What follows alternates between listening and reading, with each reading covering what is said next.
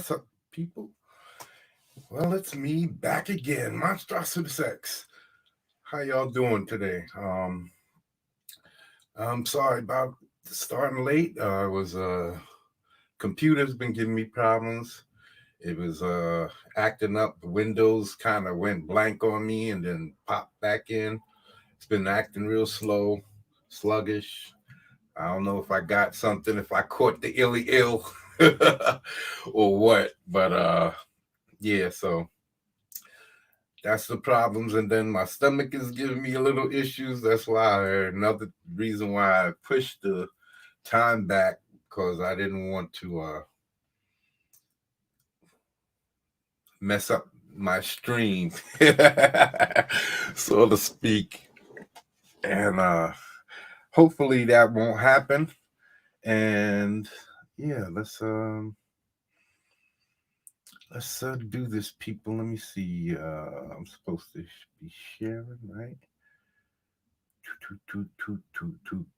Yeah, so Mike is coming. It's gonna be a I'm really excited about Mike, because Mike, the story on that is, oh, so hold on. Sorry about this. Hold on, I messed up. Ooh. Sorry about that. Yeah, so Mike is going to be an adventurous mystery type Slavanaka Rock'em Sock'em type show, that's book, that's gonna be doing all kinds of spectacular things, the same types of things that I believe you see in the regular types of comic books.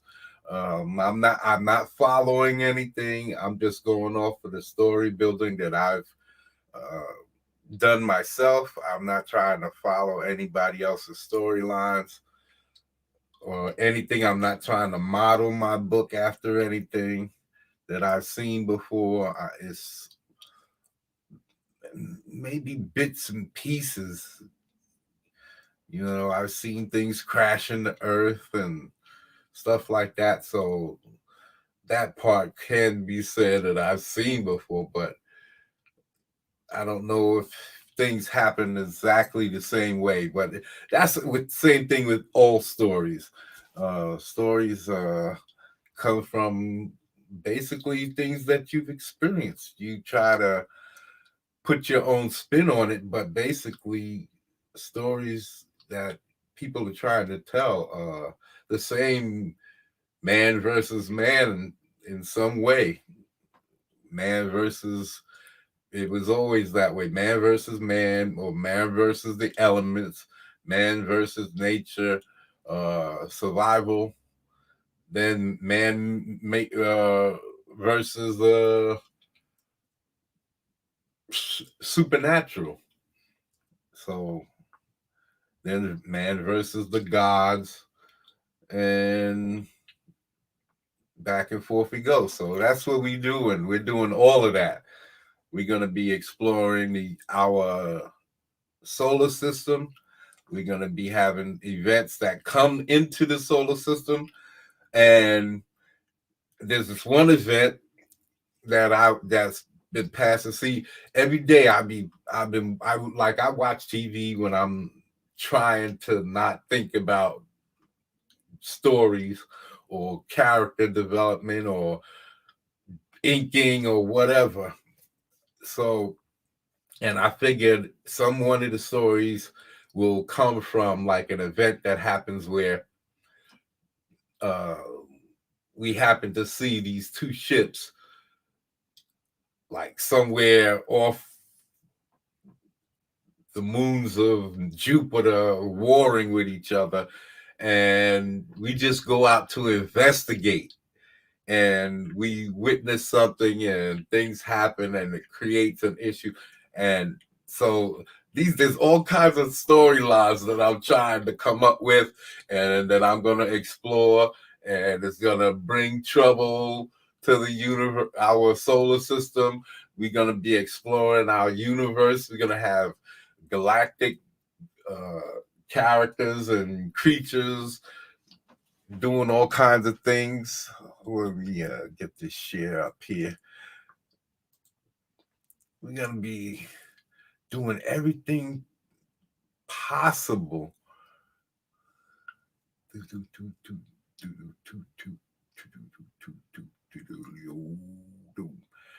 Everything possible to tell great stories. Should I? Yeah, let's do it this way. Let me see. All right. I messed up. I was supposed to save this and I forgot.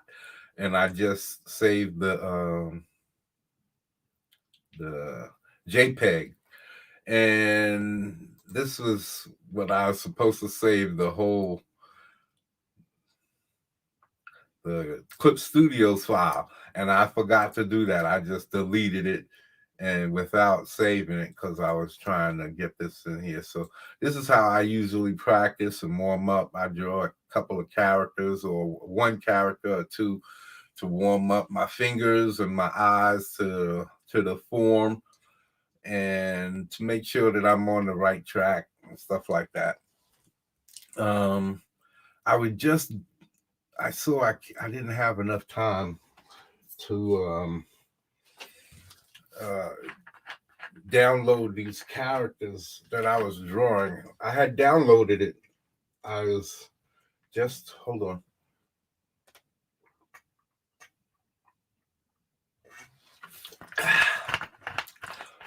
A little parched. People, I gotta have a little bit of libation. Yes. So I got them down. Let me see. I downloaded them. Let's see if I can bring them in. Did I do that? Let me see. So anyway, Might is going to be an adventure. I'm telling you. I'm coming up with all types, and it's going to be a universal thing. It's going to be slow at first because it's just going to be me. And y'all don't know anything about me, but I'm taking on a lot. Some of the other mainstream artists, they say start slow, because I remember when I was on Dan Frager's, they told me start slow, start small. But I've been writing stories for a while, or at least building most of them, and all of them has been epic. I can't do small. Most of them. I have some smaller stories. Don't get me like that God Tomb story. That's a small story, but it is with a group of kids and their interactions between each other and their personalities, the clash between personalities and stuff like that. And so I do have those, but and I understand that storytelling is about characters and their interactions. So that's what I'm focusing on. I'm trying to make sure that I get some of that in there. It just can't all be rock'em sock'em head bashing without having the interactions between the characters. So I'm working on all of that stuff. That's why it's taken a while. I thought I was going to be able to just like throw some art up and that'll be easy enough. But as I started trying to fill out the page of the campaign, I couldn't answer a lot of the questions that like some of the story stuff and having the artwork that the pages that the sequentials that were necessary. I needed to have more story, at least character developed storyline, so that I can have more action in the pages that I wanted to show, not just a couple of people standing around. That's going to be the first page, but the second page is going to be fighting. The third page is going to be fighting. The fourth page is going to be fighting. Because it's basically going to open up within the first 10 pages. It's going to start fighting. They're going to come in. Let me say, hold on. I'm not thinking of what I'm doing. I'm just talking. I'm trying to keep from having a silence. And I'm not doing what I'm here to do. Let me see. Let me put this in a miscellaneous file. Paste. And that's that. Yes. So now we can pop out of here and let's see if we can open up some of this. So you can see when I'm not, I am trying to think of different ideas on characters, mostly faces, because I haven't been doing the detailed on faces. Let's see, we gotta see how I have to split them apart. See how I have to split it up because the scanner only can do this much at a time. So I have to do this half, then this half. And if these, when you go close, if I overlap these to try and line it up, that's when you get that. You see, like his face will be split, but it won't line up. Everything won't line up. His mouth will be off from his eyes. It'll be crooked. And then if you try to shrink it or do whatever to line that up, the character on the bottom, that shoulder will be messed up. So it'll be off in some way. So everything. So these are just me practicing and trying to come up with new ideas. But this mostly right now is the character faces. You see, let me get the next one up. We're going to try and pull one of these faces onto a sheet. Now you can see what I'm saying about the overlay. We can actually do it. Hold on. Let's see. Let's copy and then go over here and pull up this over new raster, yeah, and drop this here, and then let me grab this here.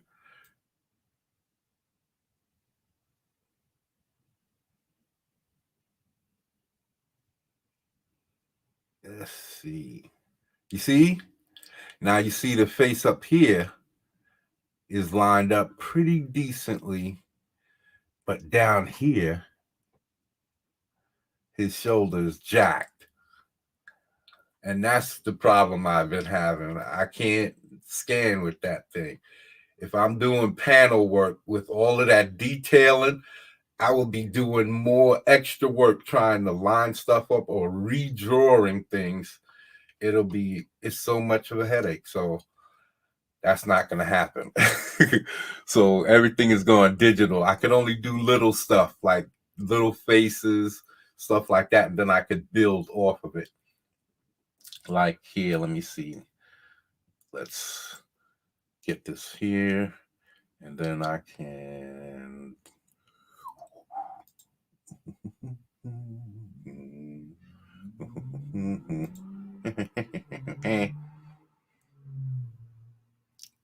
Let's this is an 11 by 17. That's why I'm gonna try and drop this in over here.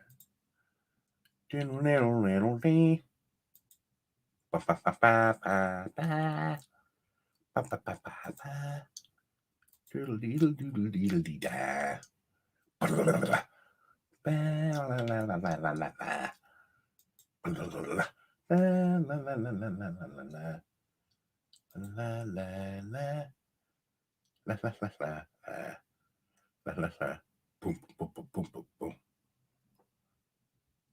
Oh no. Let's get rid of this.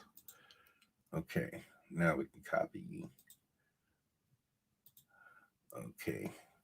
I should have prepared this, but again, I was running late and was having other issues. So apologize for my little bits of, let me see, put this one on top. What we're going to do, we're not even going to worry about this. We're going to take this here like this, and we're going to just crop out all of these characters, put them on separate layers, and then we won't even have to worry about that. You could just delete this stuff and then extend off of what we've already done and go all out. And each one we can come up with new stuff. So see what we can work from there. So we can work on our monsters. Not only that, I want to work on the deformity. So we're going to be, each day we'll see what we can do as far as bringing up new characters. And this one up here, I put this circle in his chest right here. I don't know if y'all can see it, but I put this circle right here, right? And I started thinking maybe because I'm thinking of I'm definitely coming up with intergalactic or intergalactic, not maybe not going from galaxy to galaxy, at least not yet, but it's in as far as inside within the galaxy, going from solar system to solar system. Yeah, we're gonna have interstellar. We're definitely gonna have some interstellar characters, similar, not exactly like, but I know they're gonna be compared to Green Lantern and stuff like that. So we're not biting off of them because I don't think we're gonna have any Guardians who could, well, whatever tropes there are. I'm not gonna say that I'm not gonna use tropes that I've seen before. I'm just gonna try to be as original as I possibly can. That's all I can do. So I'm gonna try and think of things that I come up with out of my head, things that I've seen in movies and maybe TV shows, but I'm not going to be, I haven't read a comic book. I read a couple yesterday. I'm going to post a video. I did an unboxing of the Ethan Van Sciver warehouse clearance with the 3 line variants and then the preview to Wreck Planet and the 2 mini comics, the ash cans, the amphibionics, and the diary of Heather Swain. So yeah, I did a review and unboxing, and that's gonna be coming up after I finish this because I didn't do the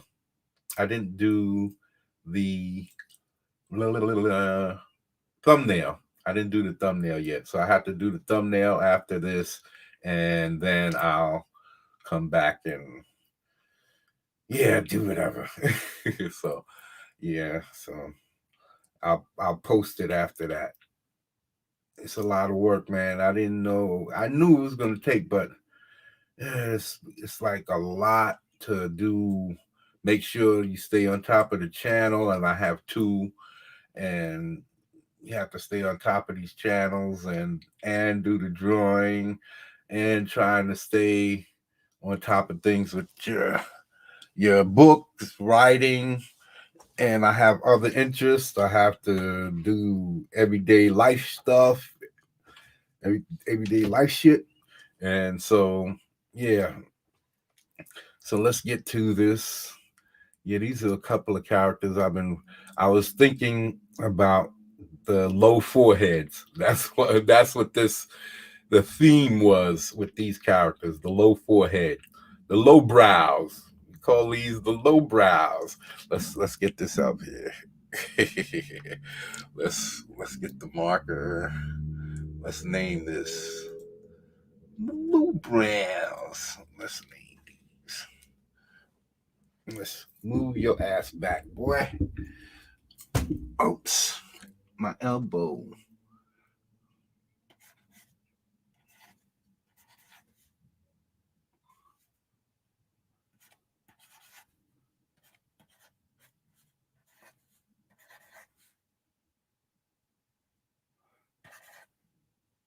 Let me see if that actually got did. Yeah, we're gonna have to redo that one. Hold on.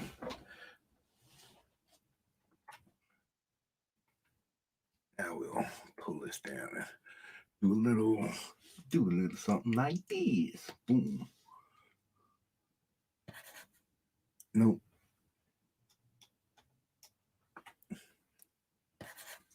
Here we go. The low brows.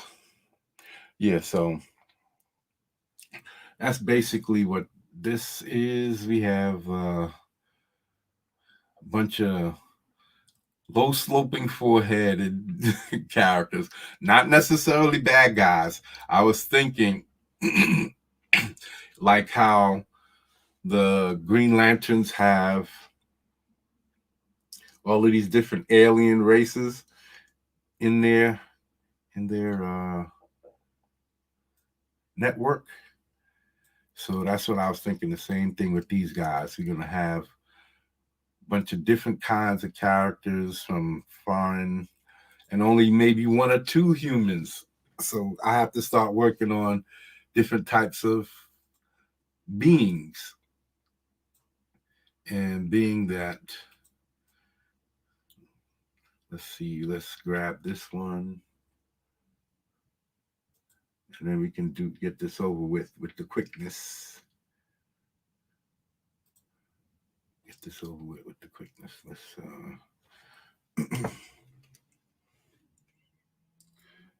see if I had a bigger show with people who interact with me, if I was staying on my game the way I should have been, and had built following so that people can be interacting with me, I would be here. I would be asking you guys if which characters y'all want me to do, and that would, you know, I would be able to use your input. But now that it's just me, I have to do it all myself. I'm going to make the choices. So anyway, let's snatch this up. Cut that out. And then just hit that and paste, bang. And then we'll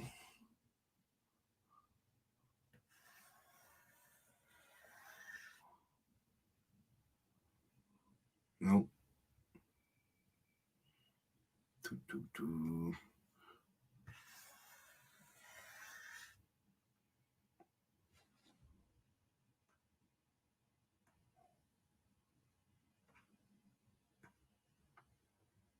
Oh, that's why. All right. Now we just paste. And we got us another guy. Another one bites the dust. And then we'll do this guy over here. Another one bites the dust. Nope. We don't need to. No, we don't need you. We don't need to. We just need you. We just need you. We don't need to. No, we don't need to. We just need you. We don't need to. Okay. Now we can get rid of these guys right here. And now we got 3 separate dudes on 3 separate layers. This guy.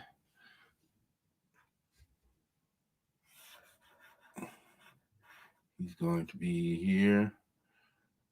And then this guy, he's going to be here. And then this guy, he's going to be, nope, right there. This guy is going to be here. And this guy is next. Let's get this big dude. Let's get this big dude.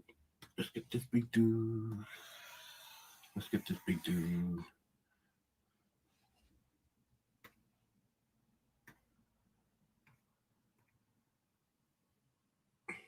We don't need you. Now, let's go back to this.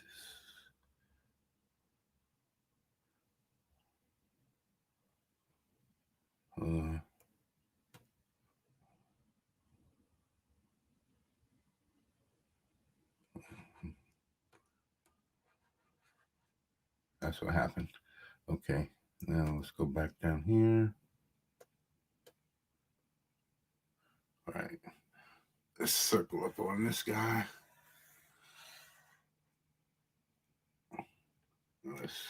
We don't need to get any stragglers to make us do any extra work.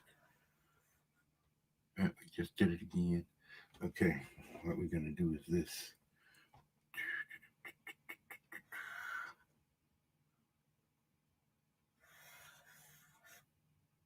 Here we go. And then.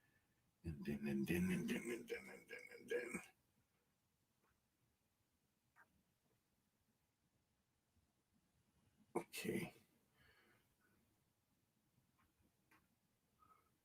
Paste.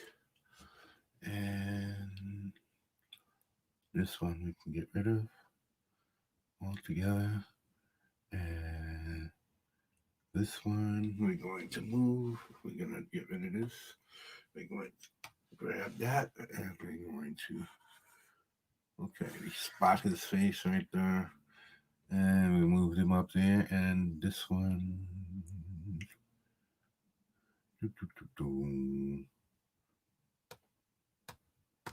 Okay, now this one you're going to move up here like this. Okay, people.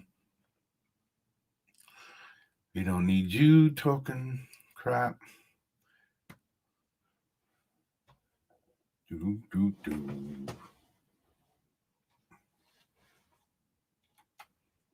Nope, sorry. Nope.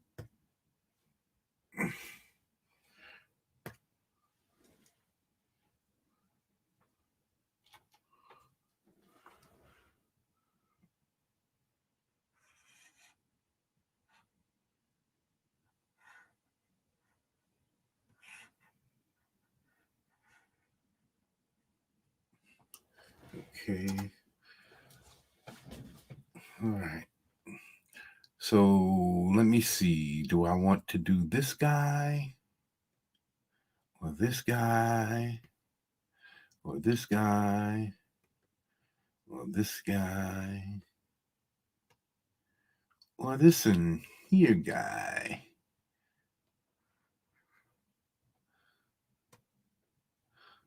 Let me see.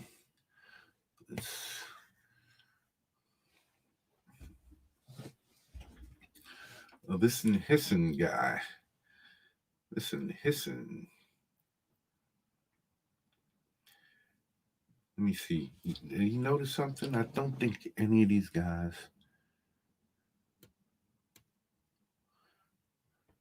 I don't think any of these dudes have noses. Yeah, he got one. Nope. Yeah, he got some nostrils. Okay. I really want to work on it. So anyway, I was considering that whole idea behind the interstellar characters. So hold on one second. I don't know. Every time I get up here and I start doing a live stream or I do a video, it's like my nose starts running. Like I've been hitting the white powder, and I haven't. But it seems like that. It's like I get hay fever all of a sudden. I don't know what it is. I don't know. Okay, hold on one second.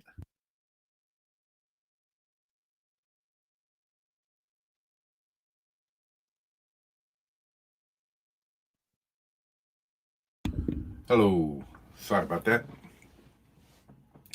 But the bodily functions can be irritating.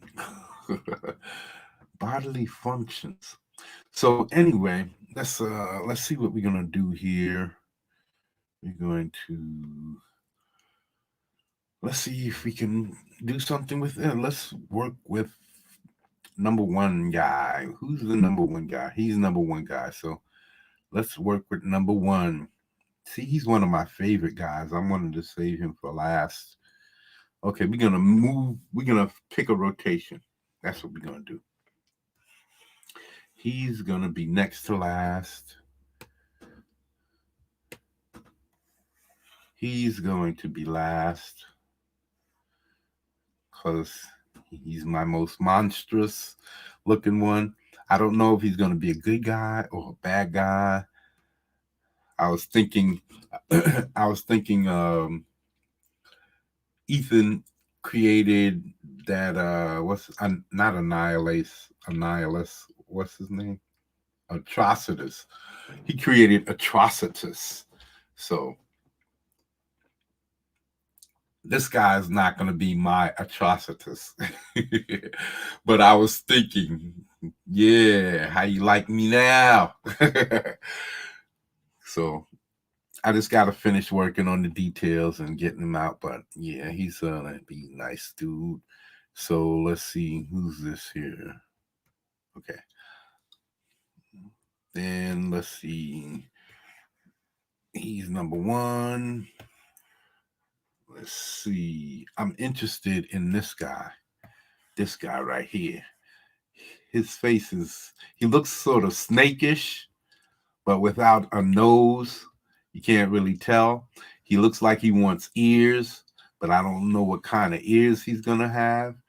That's interesting. There's a lot of things about him that I'm thinking about messing with. That's why I want to mess with all of these faces here. And then the last dude here. No, he's the last here. Let me see who's going to be. It's between these three.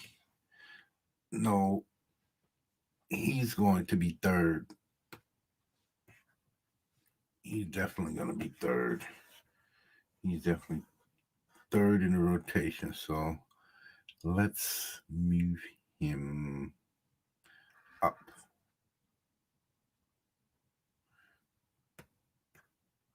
Okay, how do we do this? Nope, that's back. Back and forth and forth. Back and forth and forth. Do do do do. And back and forth. Okay, he's got to go down. You're going to down. You're going down. You're going down, man. I think he's going to be one of the top ones. We got him last, him fourth. Nope, that's wrong. Okay, he's going up the ladder. Hey, where did all these other guys go? Okay, he's moving up the ladder. These are names. Ding, ding, ding, ding, ding, ding, ding, ding, ding, ding, ding. Ow!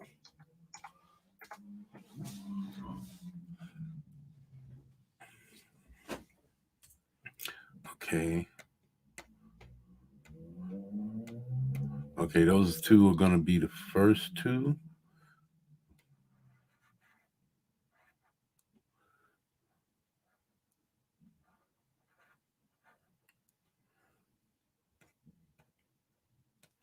Those two are going to be the first two. That's 3. That's 4. That's 5. Cool. Let's get him up here. Oops. Let's get him up here, then him up here, and him up here. Which one am I going to do first? Let's blank these dudes out. It's between these two. This guy's the most interesting. He has the most interesting face and head. So I'm going to want to do a profile to get that head out there. He's going to have, let's see.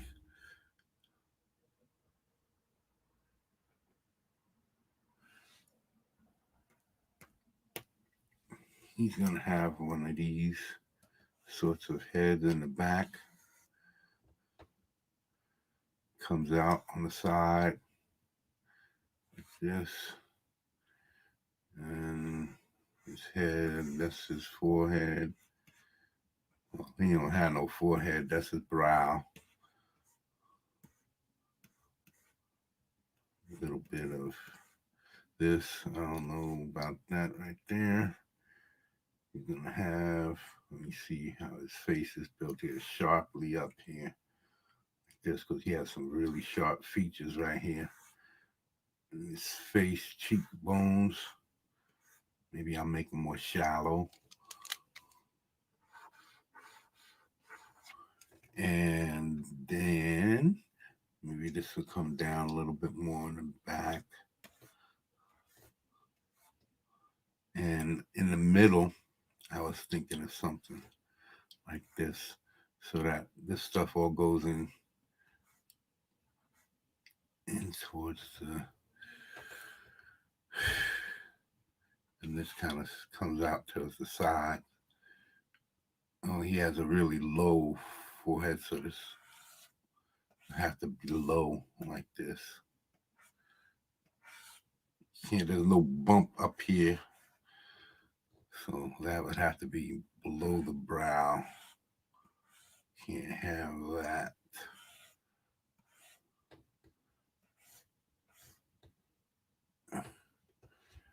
And let me see, his neck would be long. Hold on, let's move this over.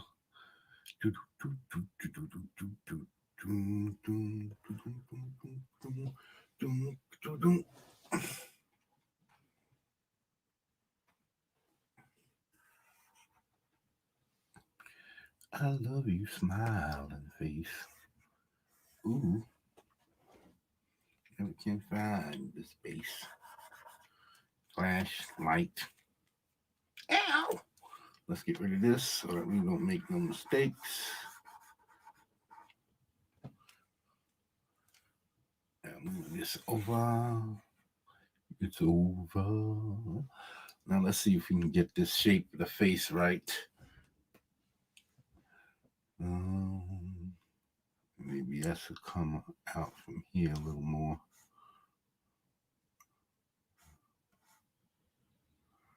This looks pretty smooth. And there'll be some bumping coming out here like this. And this one coming out like this.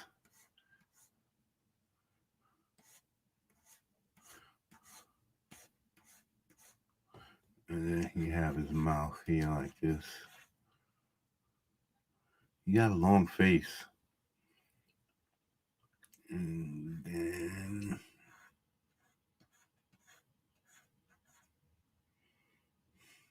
his chin recedes. He got a big lip. His chin recedes.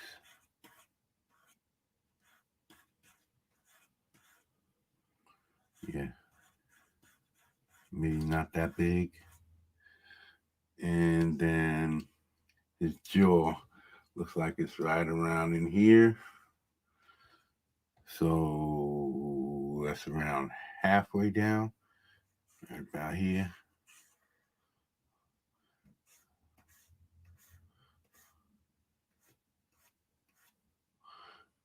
And then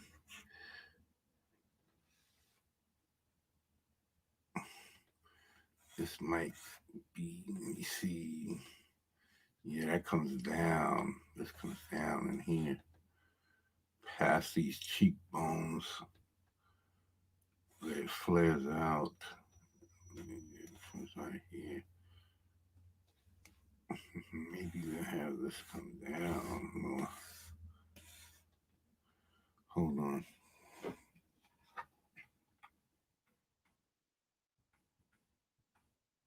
Okay.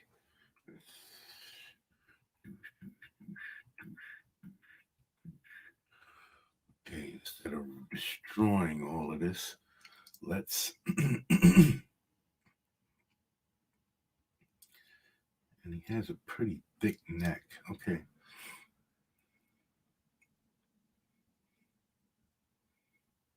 Let's grab this.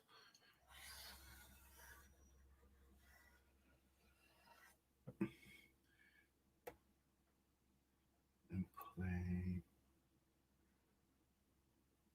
little enlargements.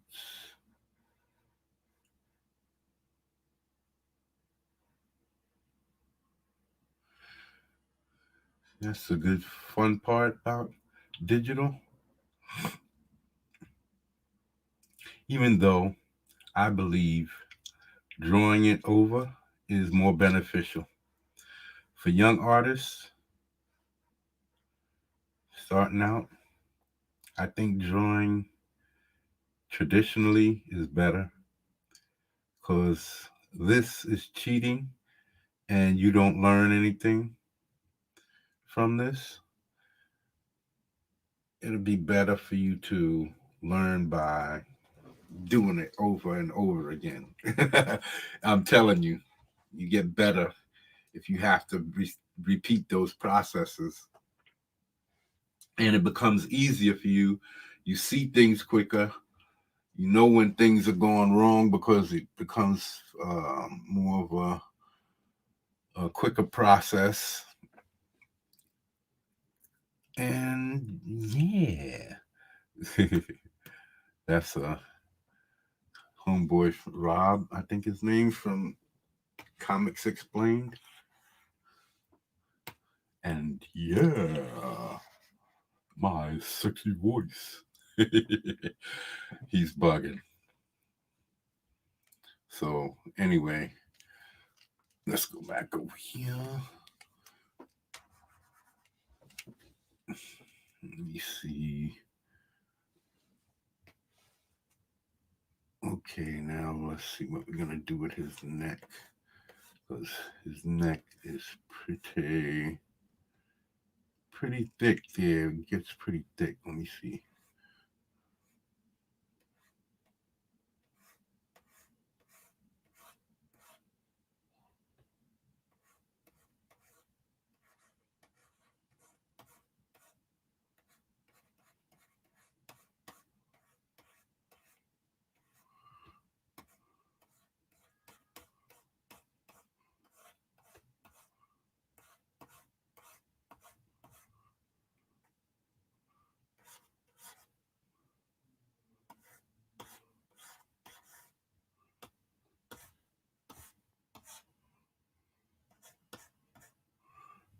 So that would be basically Homeboy. I want him to be kind of thin.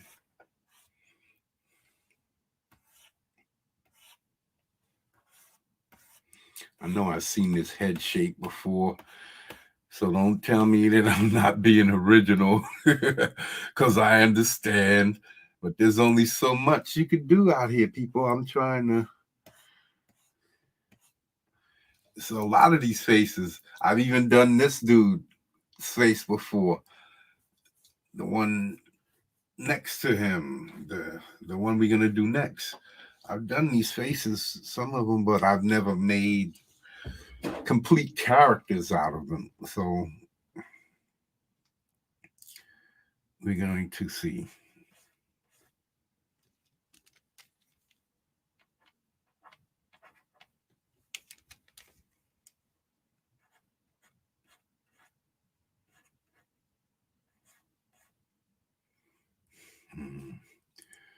Let's see what we can do with this.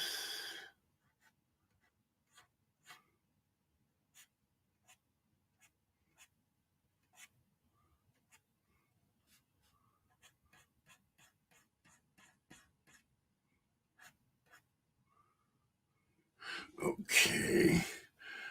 Let me see what's going on here.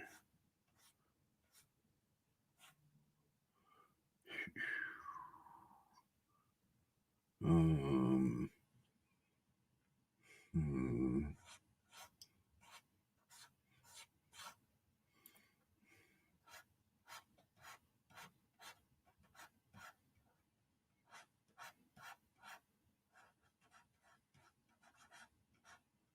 No, that's right.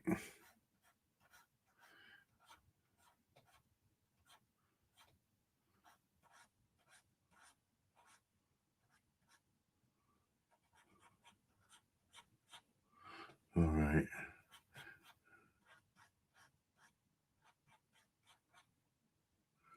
Okay, let's see what we can do here.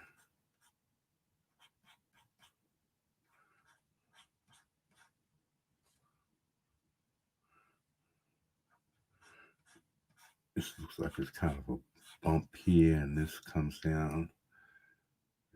Yeah.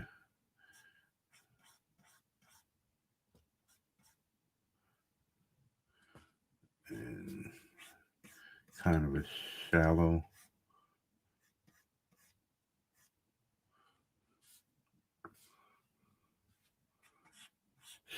jaw,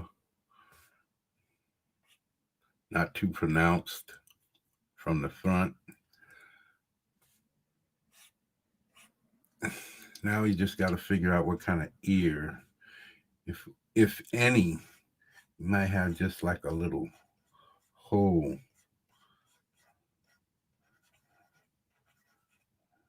like something, and it's just under this thing here.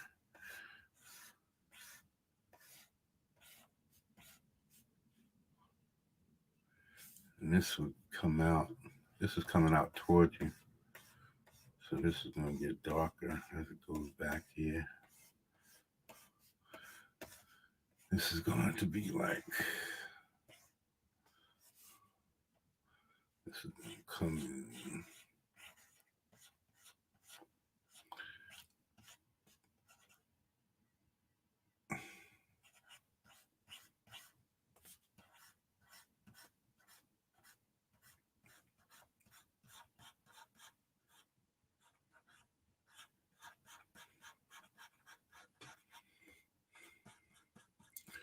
Okay.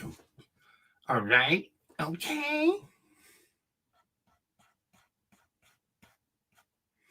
All right. That's the profile. Let's hold on. Let's see.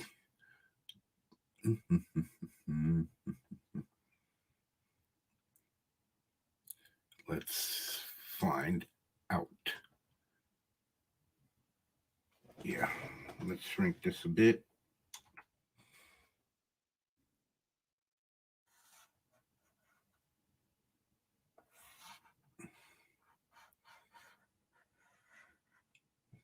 Put him there. And then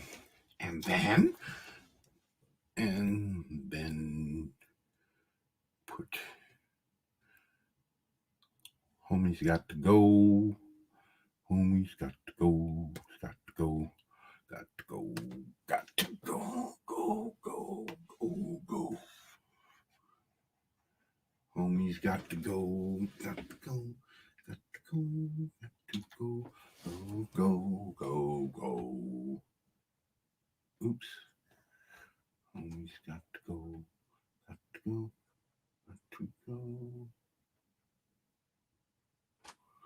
Got to go. Go. Homies got to go. Got to go. Got to go. Got to go.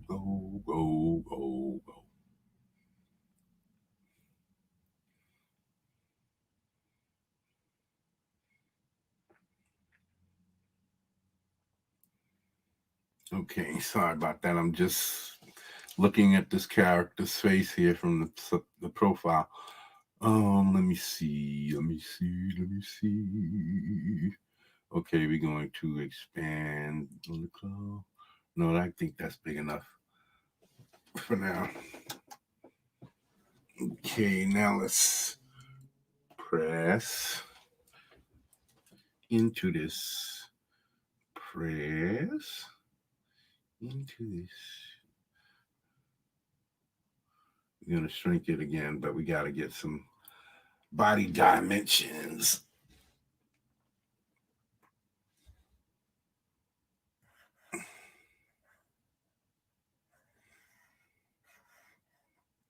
Okay.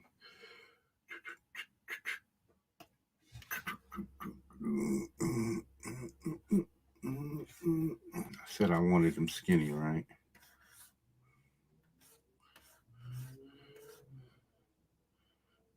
I can't find that.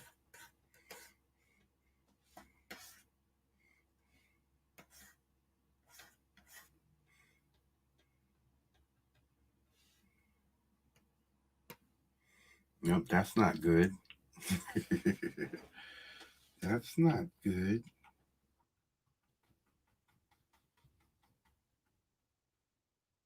Ooh, almost made a big boo-boo bar. Okay. Okay. What we gonna call him? Scoop head. Scoop head. Scoop head. Profile. Scoop head pro. And Scoop head pro is over her. Okay. Scoop head pro is over her. Scoop head pro. Scoop head pro. Okay, so let's get this.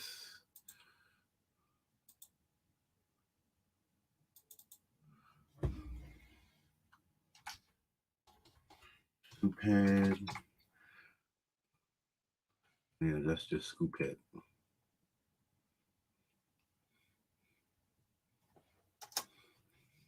Okay.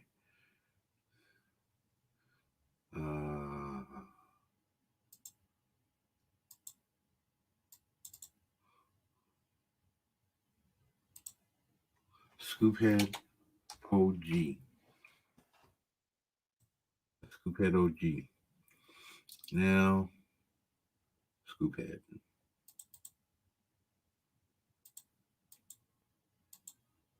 Okay, make sure I got the right layer. Sorry, people. Scoop head. Okay. This is going to be the draw over. So that,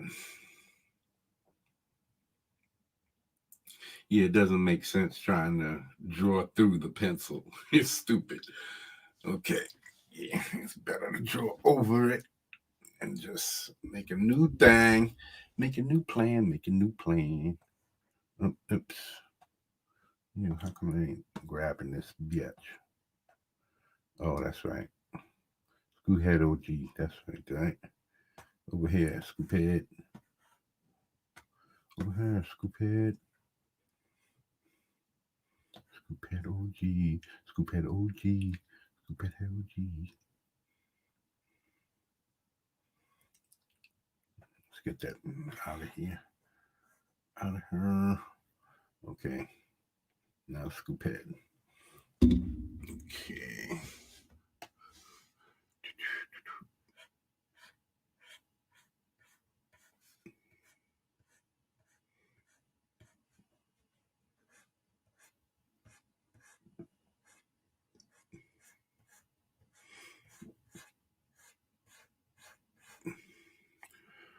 Okay.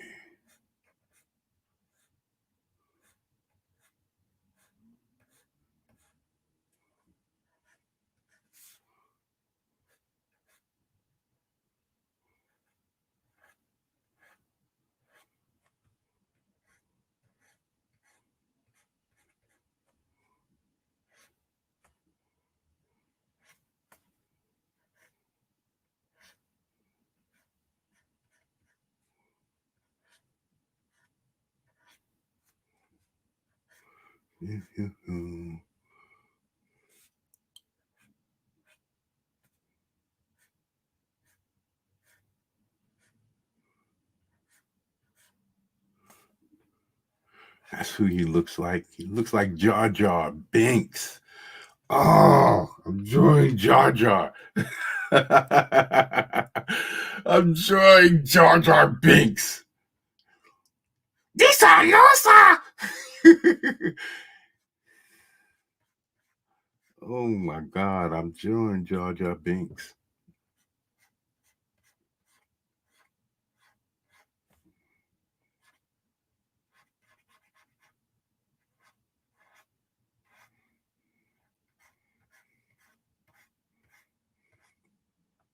Yeah, I do voices, people. I was doing voices. That's one of my claims to fame when I was a kid. I used to do Arnold and hello, Adrian. I used to do all of that stuff. Yo, what you saying, Adrian? I don't want to do it no more. I just don't want to do it. Adrian.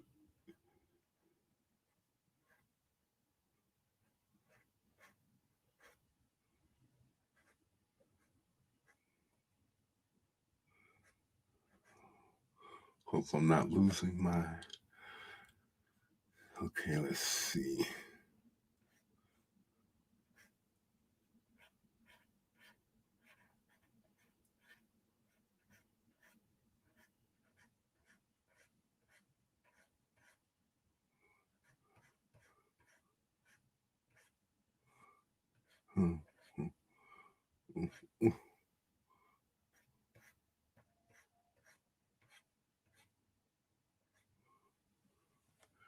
Okay. He's looking a little bit tougher than Jar Jar. Okay.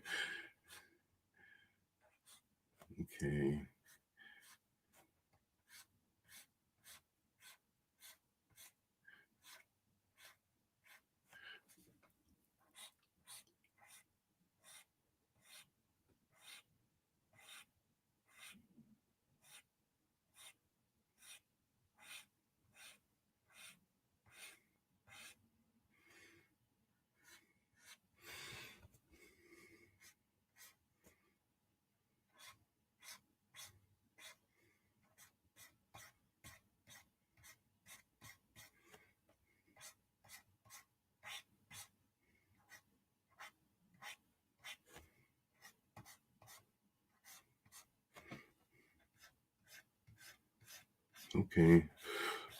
Oh, I'm gonna have to get used to talking again while drawing. Talking while drawing. Got anything like drawing while black? Have some cops run up in my crib. Boop, boop, boop, boop. What the hell you drawing over here, boy? You got a report. A suspicious character drawing in this vicinity.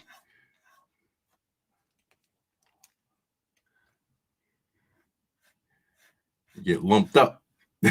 It's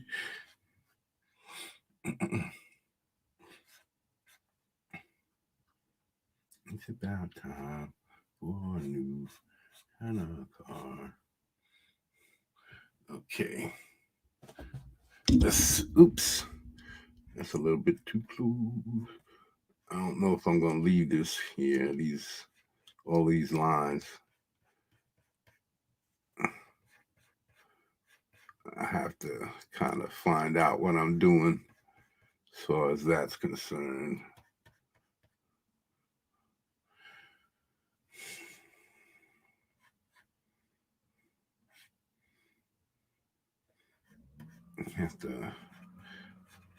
I ain't really realized what I was trying to do here. Just basically.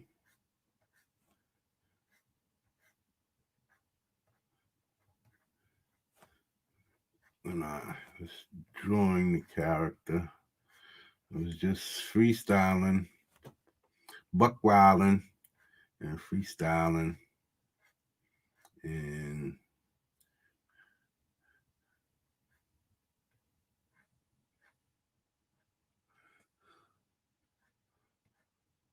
okay.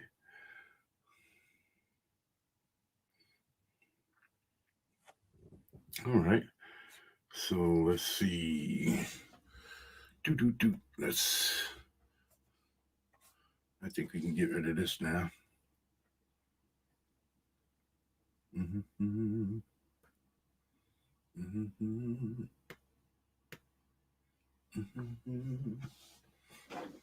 Mm-hmm.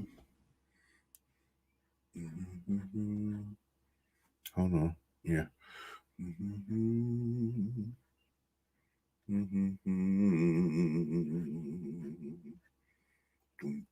Ding, ding, boom. Known you since I was born.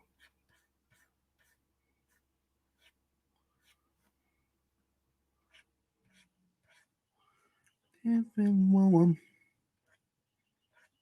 in me. Thinking.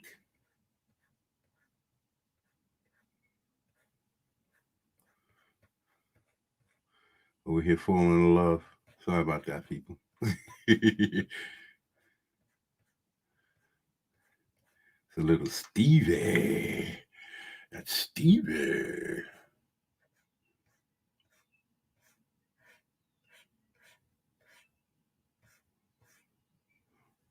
You drop me back down.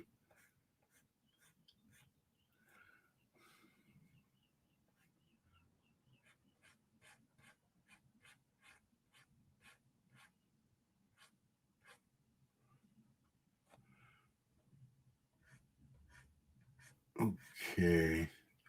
Let's get to this body.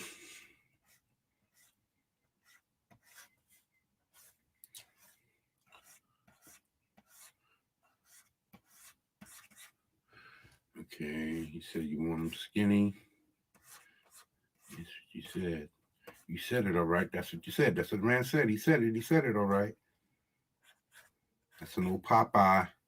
Y'all don't know nothing about that, son. That's some old Popeye from back in the young 60s, 50s. Man, Popeye's old. You don't know about that. That's what he said. That's what man said. He said it all right. That's what he said. No, that's Bugs Bunny. That's Bugs Bunny.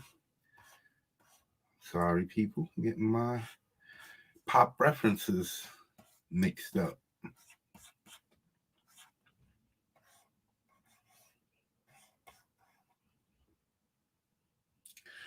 He's looking a little ripped. Let me see how we can tame down that riposity, that bovine that he did this. Let me see.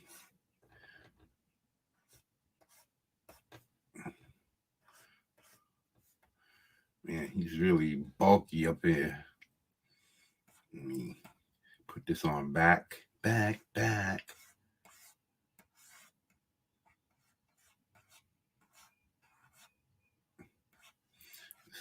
this way.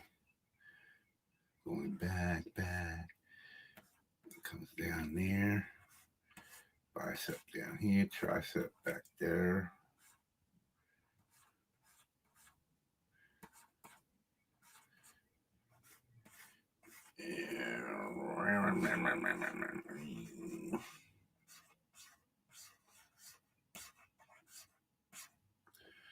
And have the lat popping out from behind there. Okay, now where are we going to go with this?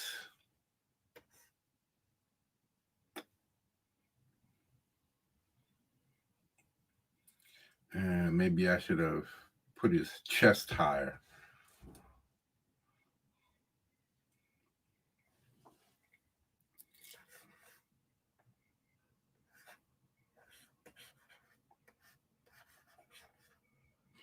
Let me see.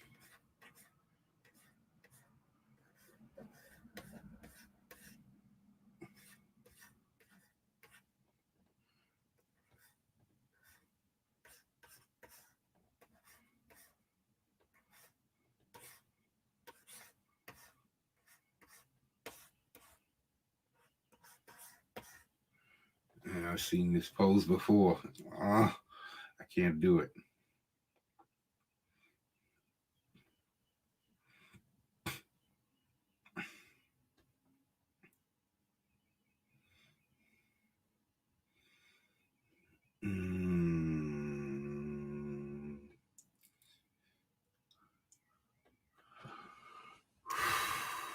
Okay.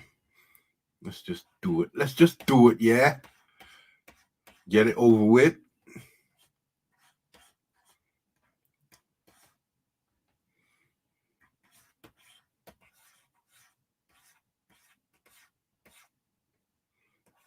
Let's see.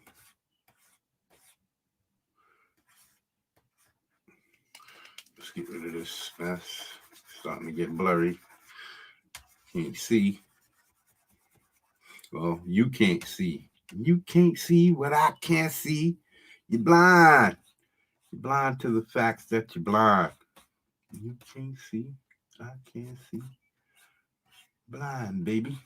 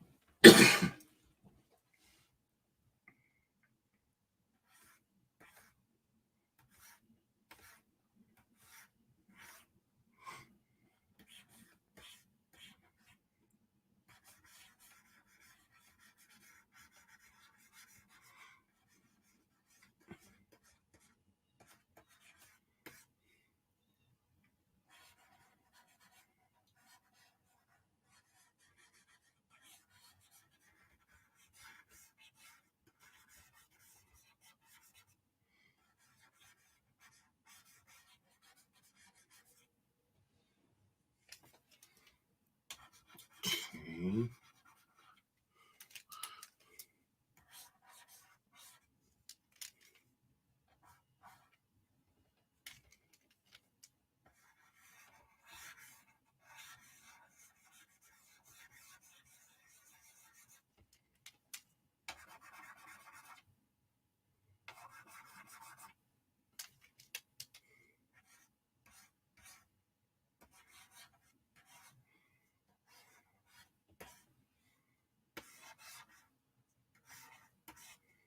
And this one of these gotta come inside.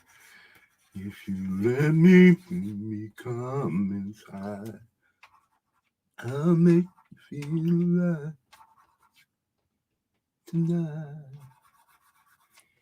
And I'm gonna have to work on that. See, I used to get my fingers and hands thrown up with the quickness. Now I gotta struggle.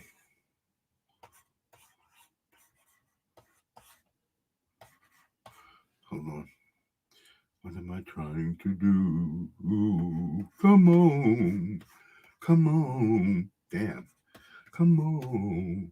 If you want me, if you need me, you let me. I'll teach you. I'll treat you. I'll make you feel right tonight. If you want me, if you need me, let me rub it down. Let me caress you all over your body, baby. Hold me closer now. Feel my nature body. Hold on tight and don't let go. No, come on together, baby.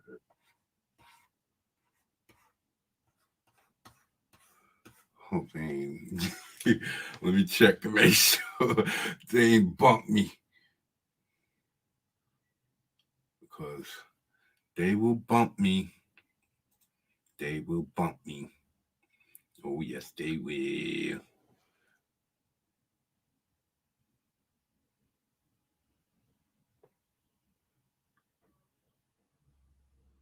I'll make you feel right now. Come on. If you want me, if you... Oh,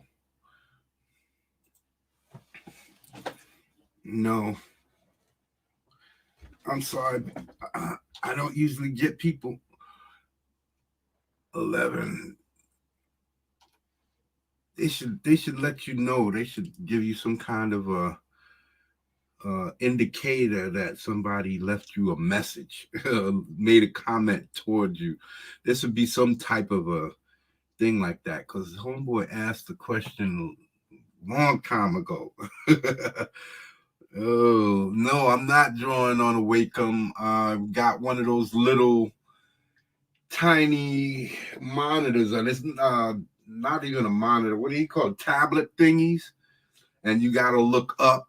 That's I'm not used to, and I'm an older dude. I learned how to draw with pencil and paper, so that I'm used to drawing directly on the thing that I'm looking at. So looking up at a monitor while my hand is down here drawing on this little, and it's a small tablet. It's one of these rinky-dink ones that I got years ago. I always wanted to get one of those drawing directly on monitors, but I haven't been able to do that. So, homeboy asked me right here.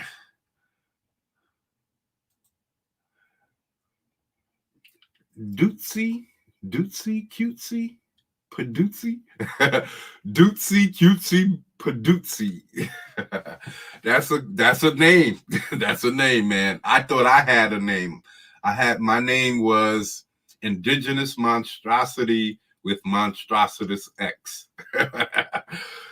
Dootsy, cutesy, Padootsy.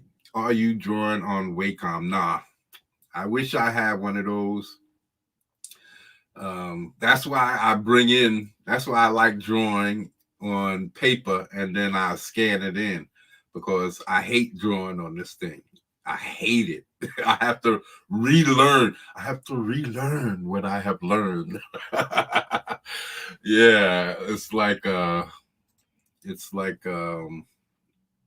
rough. It's rough. It's really. So no, I don't like drawing this on this. That's one of the reasons why I stopped doing live streams, because on top of trying to come up with ideas for character designs and everything on the fly with the pressure of people watching you draw, yeah, it kind of was messing with me. Like I said, I'm used to drawing differently. And now I have to relearn all of this stuff. I have to learn things I never learned before, all so that I can build following, so that I can put out Might and have a decent campaign. because like the guy say, you can't depend on somebody else to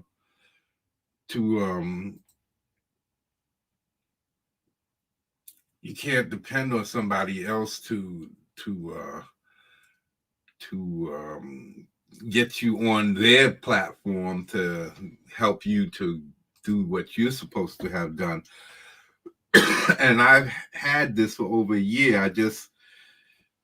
I've had other things that I was doing. I've got other life circumstances that I handle, and I just fell off. I kind of wasn't, I guess because the growth, you need to make money, and this thing is not making you no money.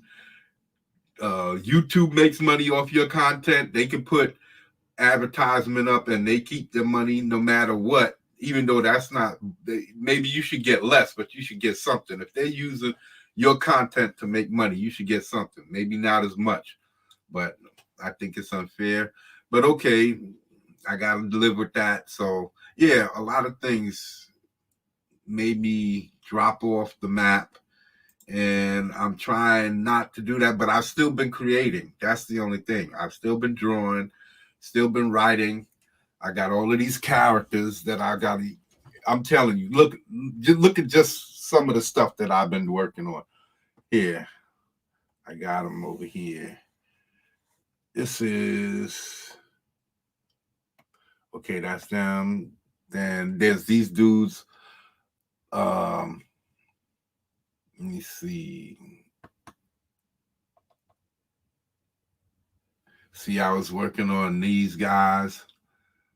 I went in and started doing individual on each character, just like I'm doing now.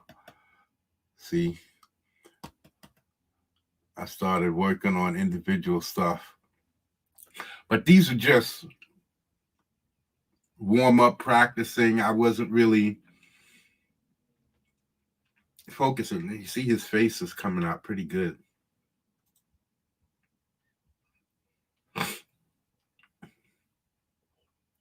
See, I gotta get into my, see, when I come back over and tighten these pencils up for his face and then put in all of the hatching and all of that, that'll pop right out.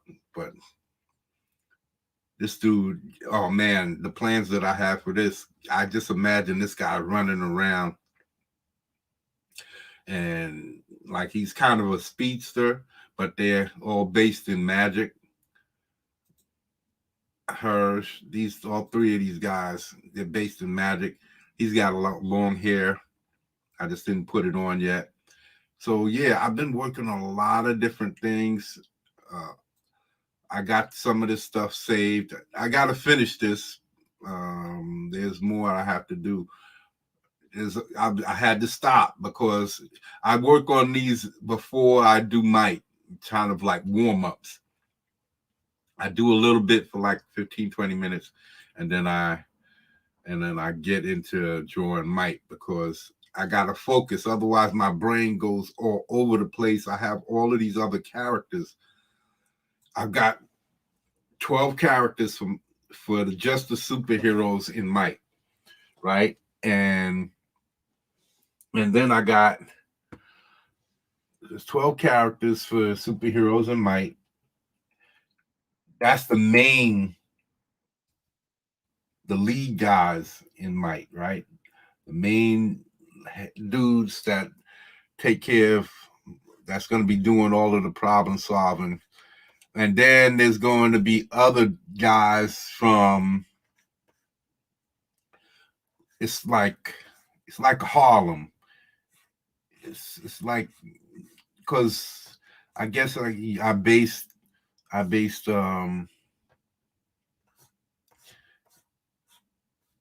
Portsburg on Harlem or New York in many ways. The how the uptown is situated to Harlem is situated to Manhattan.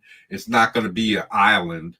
So, but they are situated where the black neighborhood is above the city where they do business, and then they're going to have outlying counties or boroughs or whatever you want to call them. So I kind of base it like that. And in those boroughs, they're going to be smaller dudes. Like there's going to be a lot of dudes. And some of my characters from my first level, I call them my first level characters. Oh, I can't stop drawing. My first level characters are, now this would be dark.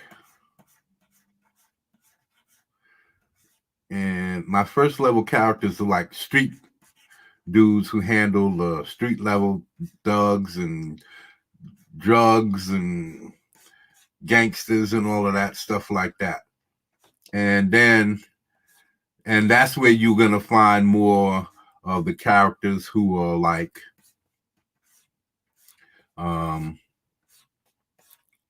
you might have some characters down there that don't have any abilities, any superhuman abilities, and then they're mingled along with the newgenic superheroes, the next gen, the characters that have abilities, but they're low abilities. They're not fire dudes, but they don't have super fire abilities where they could burn down a city block or something like that with their abilities.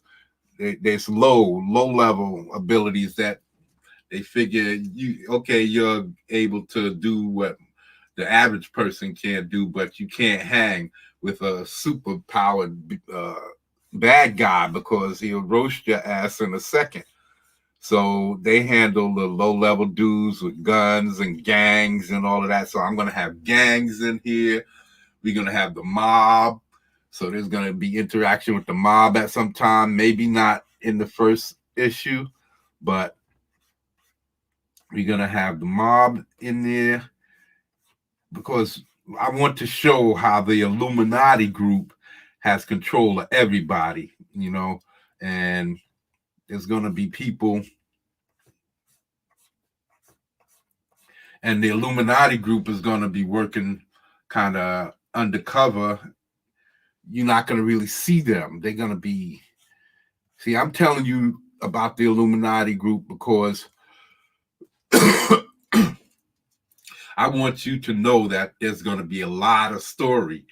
It's going to be intricate. It's going to be thought out. It's going to be mysterious, behind the scenes stuff that you're going to see them interacting. You're going to see stuff, but they're going to be like, you're not going to really know who's the actual Illuminati dudes until I want you to. And then once you start seeing them, you're going to mostly see guys working out of the dark in shadows. And then when you actually see some of them, you're not going to know who they are. Even if you do, that's okay, because what's coming down the line is what I'm focusing on. You can know who my Illuminati dudes are. That's why I'm willing to tell you about them, because I know that that's not where the end of these stories are. The Illuminati group is only to keep the beginning of my world to and show you Portsburg and their control over. We're gonna Portsburg at first, and then we're gonna see that they control a larger. You're not going to be even dealing with the Illuminati group at first. You're going to be dealing with a subsidiary, a few of them. That's why I'm saying this is going to be an expansive story. You're going to be dealing with these Illuminati groups, and then just gangs, and you're going to see intercontinental interactions where guys where they're waging war with each other.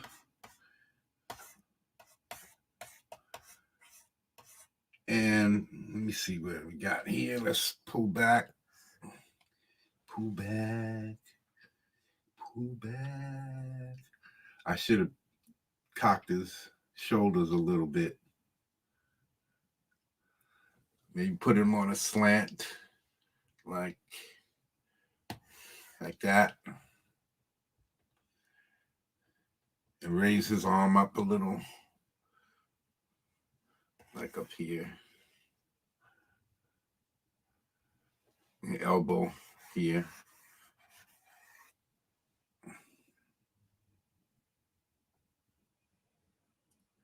And then the whole shoulder would drop down.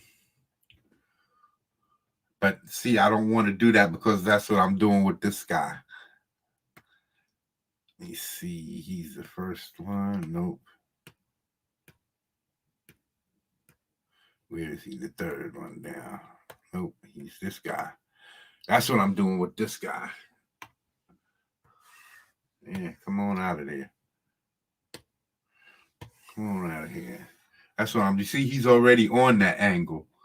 His body's already tilted, one shoulder high, one shoulder low, and I don't want to repeat myself.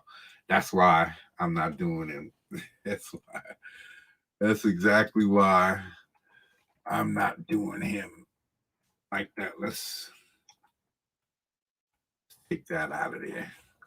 Let's get rid of that notion because we don't want no repeat performances. So yeah, we're going to be all this drawing is for you to introduce you to my style, to see that y'all know that I'm going to be doing some really good art. I want y'all to see that I can draw. And then with story time Saturdays is to really show y'all that I can do stories, that I got interesting stories, and that I'm not no SJW type that's going to be talking about, oh, the black man needs this and the black, because I'm a black man. No, I like telling good stories. Did I put that video up yet? Yeah, about my old comic books. There's comic books that got me started, that actually made me learn how to draw. Bashima with Conan, Alien Nation, Spider-Man, the Hulk, Thor, my X-Men collection. I want to write stories like those. That's all that I'm concerned with. I don't care about none of this social bull crap, except for the only time I care is if they're going to try and force me, making laws that's going to force me to abide by these weirdos. Nobody has ever done that before in life. Black people, you don't see black people. We didn't get that. Back in the 80s, they didn't make laws stating that you have to acknowledge black folk. Now all of a sudden they got all these, you gotta acknowledge the trannies and the alphabets. That's it. You have to acknowledge them. You have to engage with them. And that pisses me off because that's not freedom. That's not. And I'm a black man. I understand what they're talking about with being attacked and the police and all of that. I don't believe in the police anyway. I don't think we need them. People talk about how the police, I'm not going to get into no long-winded discussion about that, but because this is a drawing stream, but we're not going to touch on any of this stuff. Yeah, let's get off of it now. Let's get off of it now. We could talk about that on one of my power streams on I Monstrositus X. I'm going to be doing a power stream maybe next week. Do a power stream and no, this is too low. Put the knee higher. Maybe let's put it all the way up.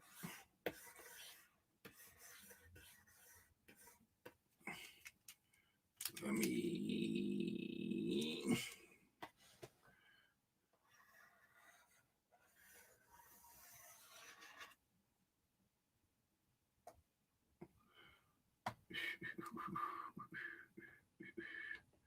Okay. let's see if he's turning his hips this way. So his legs should be coming a little bit over this way.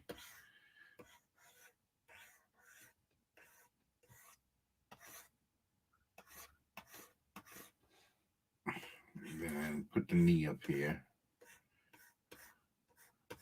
And have the leg come out here. And we go up here and we come out there.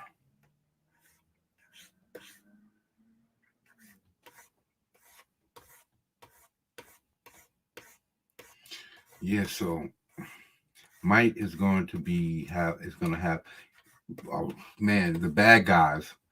I got some interesting bad guys. I got some very interesting bad guys. Let me see if anybody's trying to talk to me. I got to get a second monitor.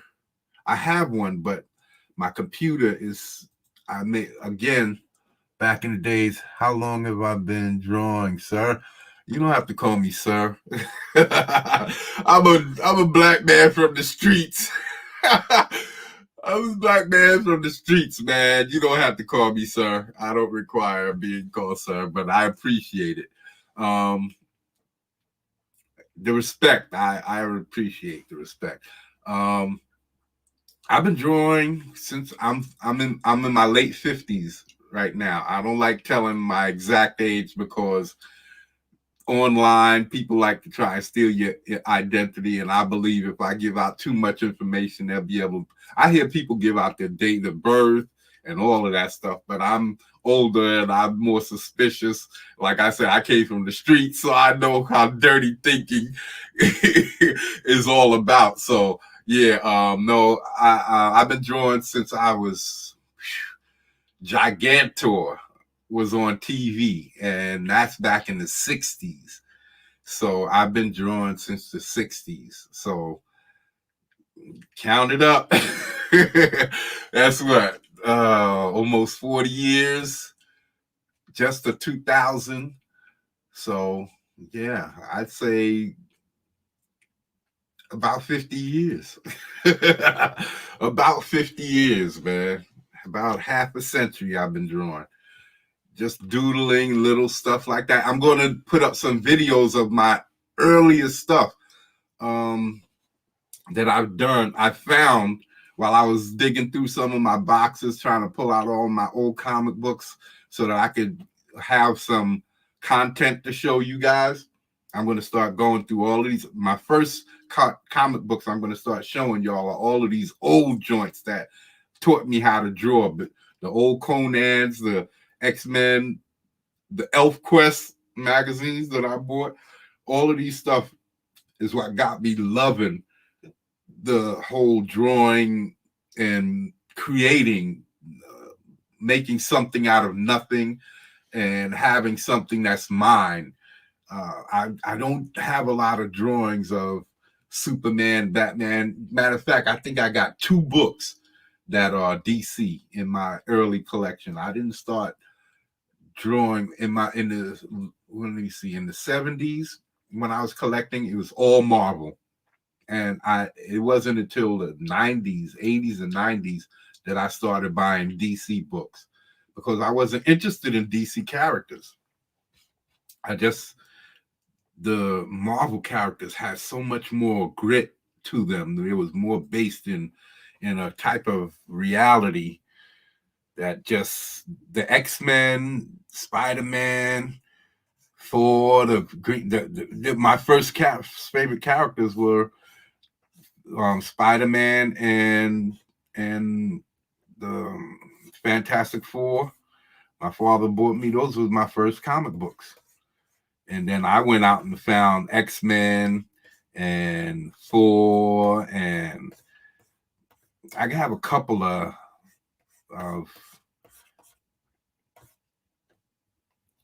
one or two, what's his face, Daredevils. I never was really much of a Daredevil fan.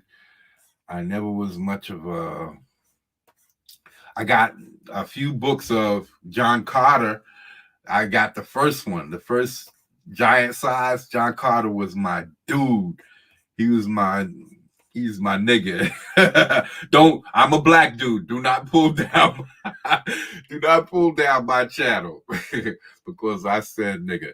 But yeah, John Carter was my homie. He was my dude, man. So it was John Carter, Alien Nation, Alien Legion,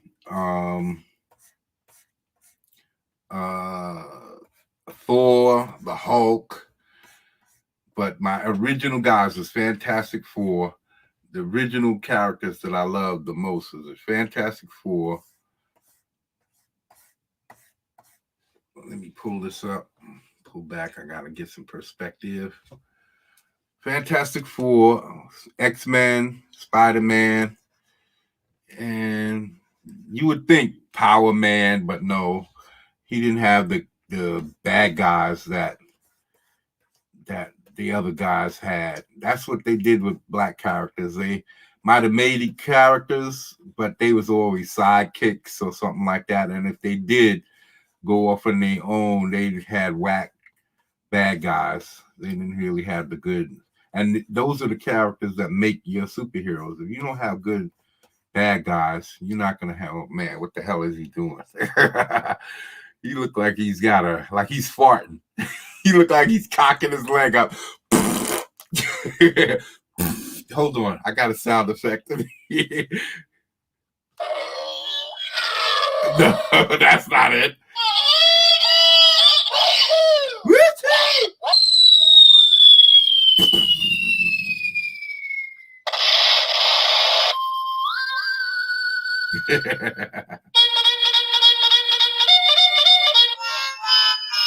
Yeah, I'm failing miserably. Where is it?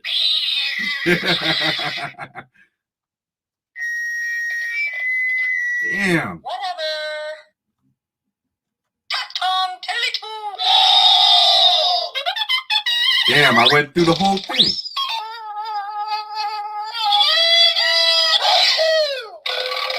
Oh, that's a belch.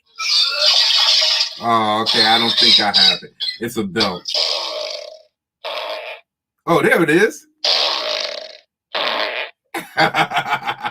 There you hear. You see he's cocking his leg up.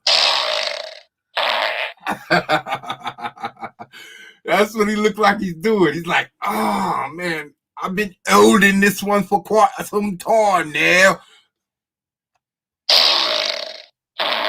Ah. That's how that goes. Oh, we're going to have to change this. Let me see. Let me see. You're definitely going to have to move that. You're going to have to get rid of this leg. This leg is not making it. Hold on. We're going to make this a little bit quicker.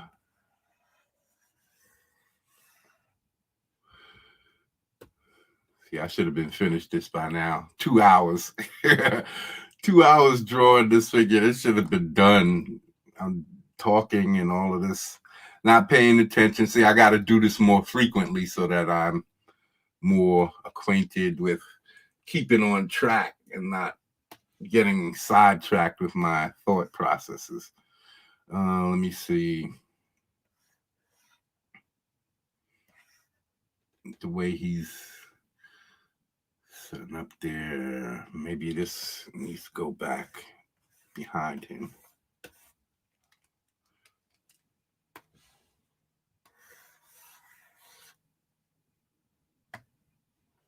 Okay.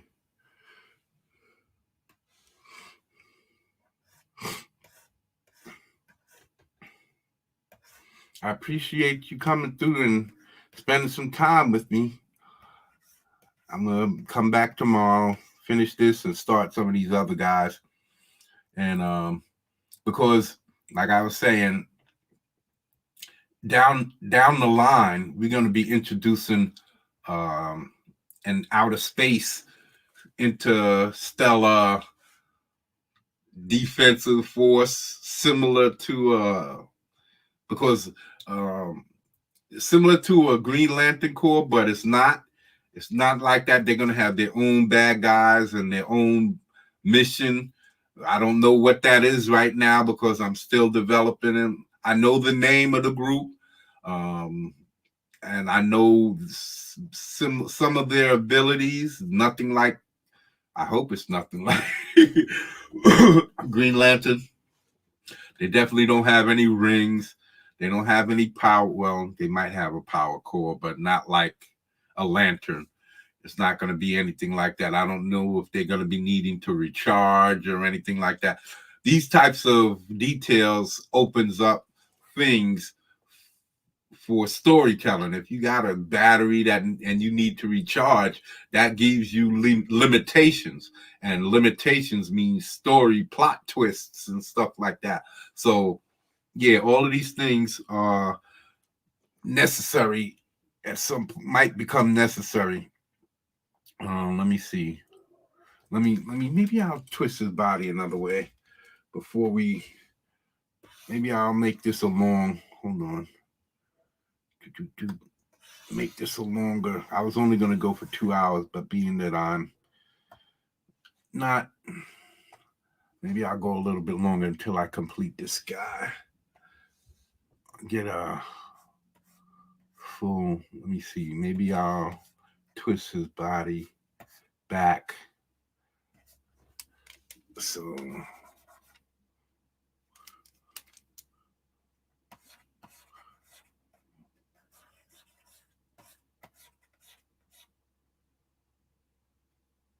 And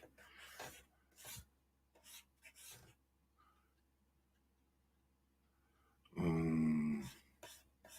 me see.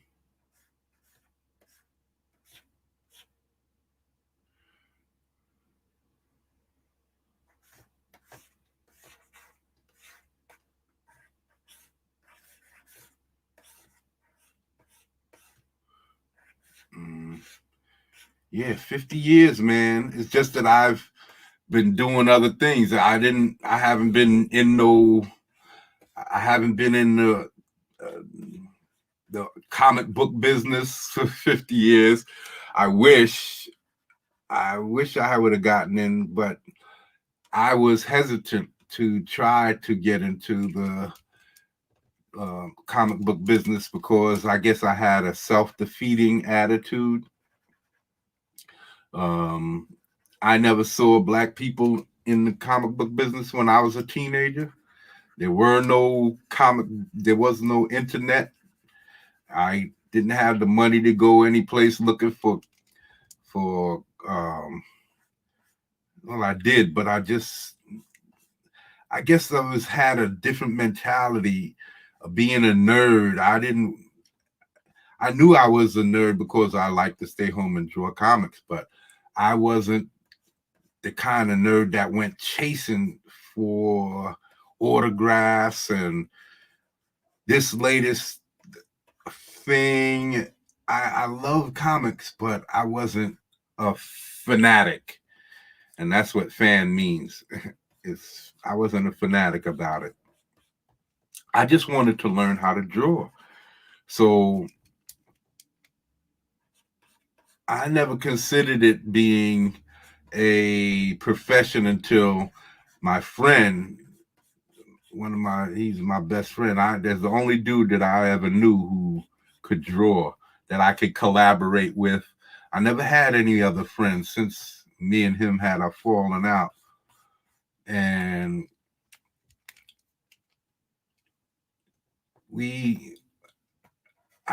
I never got around to being that dude who went looking. I found the phone numbers of my brother's girlfriend, gave me the phone number to Marvel. But when I was preparing, I had Mega, a character called Mega. He was the first I showed y'all. I don't know if y'all follow me at all. He's a dude in red. He has this dome helmet with a ponytail hanging off the back. That dude I drew back in 83, 82, something like that. 83. And he was one of my first characters that I really put a lot of thought into. I had his origin that I was working on, and he was like a major character for me. And I was drawing and writing a workup for him and the dude who created him, trying to save his life because he has a physical thing that I can't give it away. He has problems, and he went to he's supposed to go to Professor X to ask for help. And in the process, he gets there, and Professor X and the group was having problems of their own. Scott was missing, and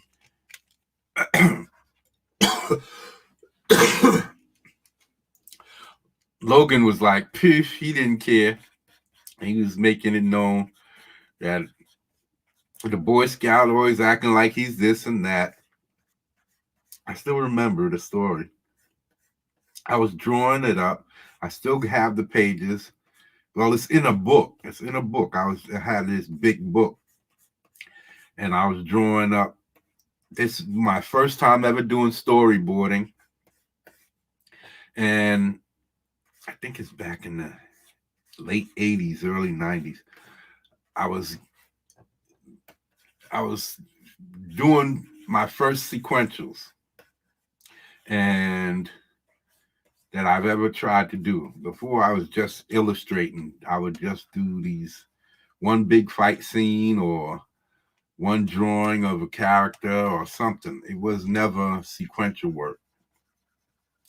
And I knew that I had to do sequential work. I knew that I wasn't going to get into no Marvel. So that's what it was. It was my brother's girlfriend said, wow, you draw. Why don't you try to get into Marvel? Why don't you try to get into Marvel? I was like, man, I never considered that. And so basically, I was never really considering Marvel and DC.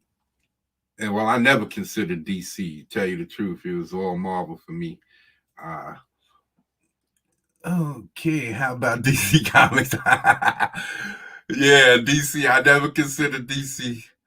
That's lots of sound effects. Yeah, I never really considered DC because I wasn't interested in none of the characters. I wasn't a Superman fan.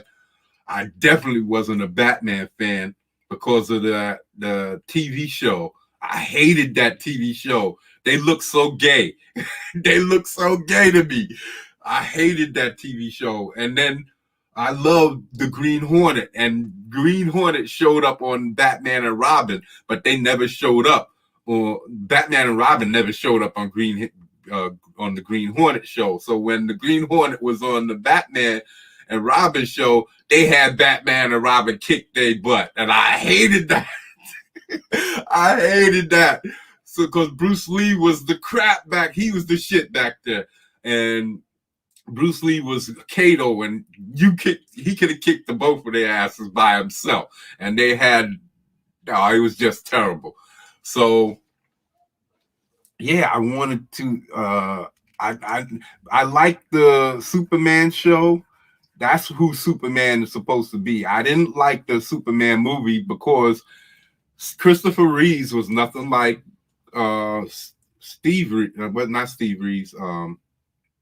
George Reeves, the dude who played Superman in the TV show. He's nothing like him. Christopher Reeves was much more wimpy looking, and they played him much more wimpy looking. George Reeves in the TV show, the black and white TV show, he was a little bit of a stumble bum, but he was way more low key with it. It was more like he wasn't physically oafish. He was more like absent-minded or something like that. They didn't play him so dorkish as Christopher Reeves played him. And I didn't like the Christopher Reeves. I thought he was way too, I thought they played him more towards younger children.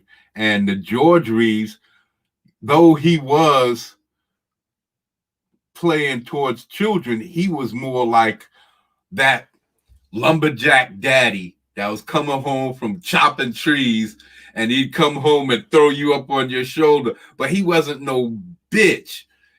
And with the comic book regulations and all of that, and trying to take the violence out after the war and all of that stuff, they really went bitch made with Batman and Robin, and the DC comic book characters were a whole lot more like they had their abilities and that was it. There was no real difficulties. They liked being who they were. And a lot of the Marvel superheroes, they didn't like who they were. Like the Hulk, he was a mean bastard who didn't like nobody. He's getting in his way, and puny humans, and the X-Men, they didn't like it. The Thing, he didn't like being who he was. These are the characters that I liked. The Thing was one of my favorite characters. The Hulk was one of my favorite characters. The X-Men, none of them really was happy about their situation because the public hated them. So yeah, I love the X-Men. I love the X-Men. I love the characters that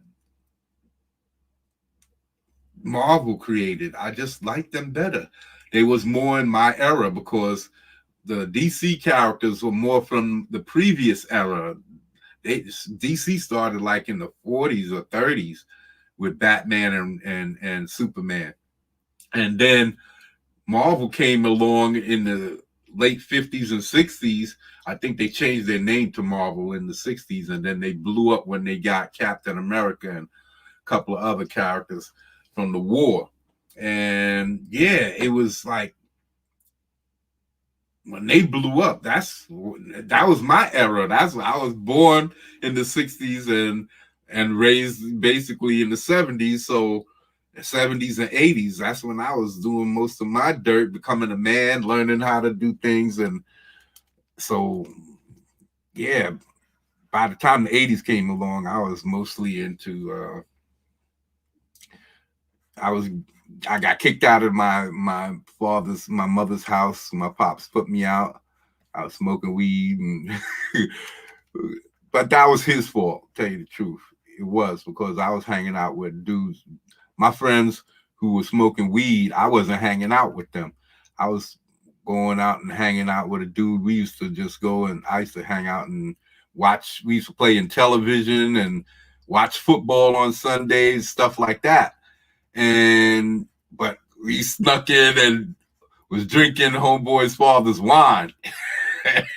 I came home drunk one day, and that was that.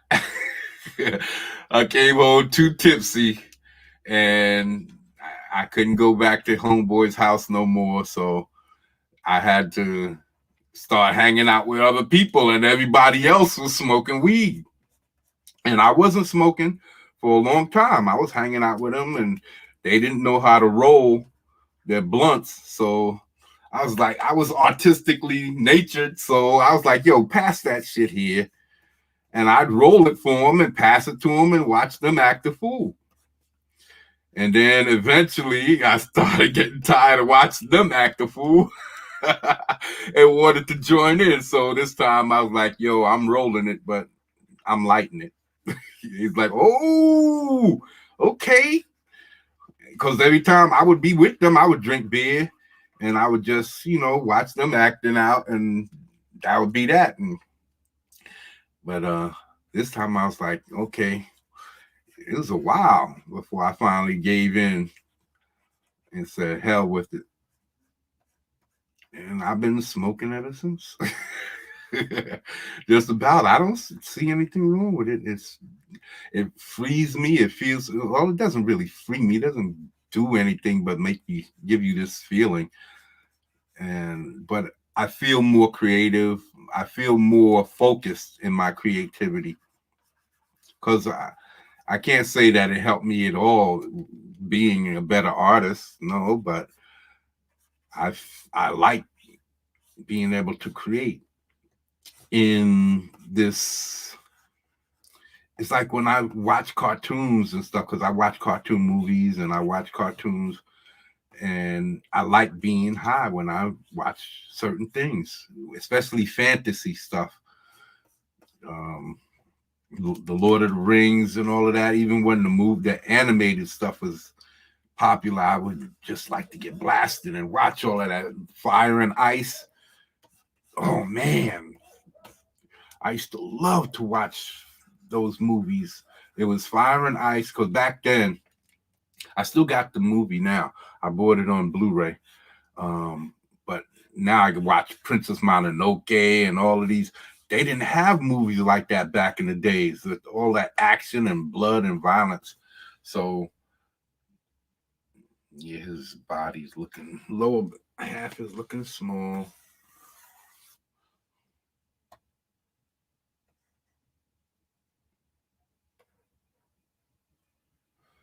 I have to thin down his legs a little bit.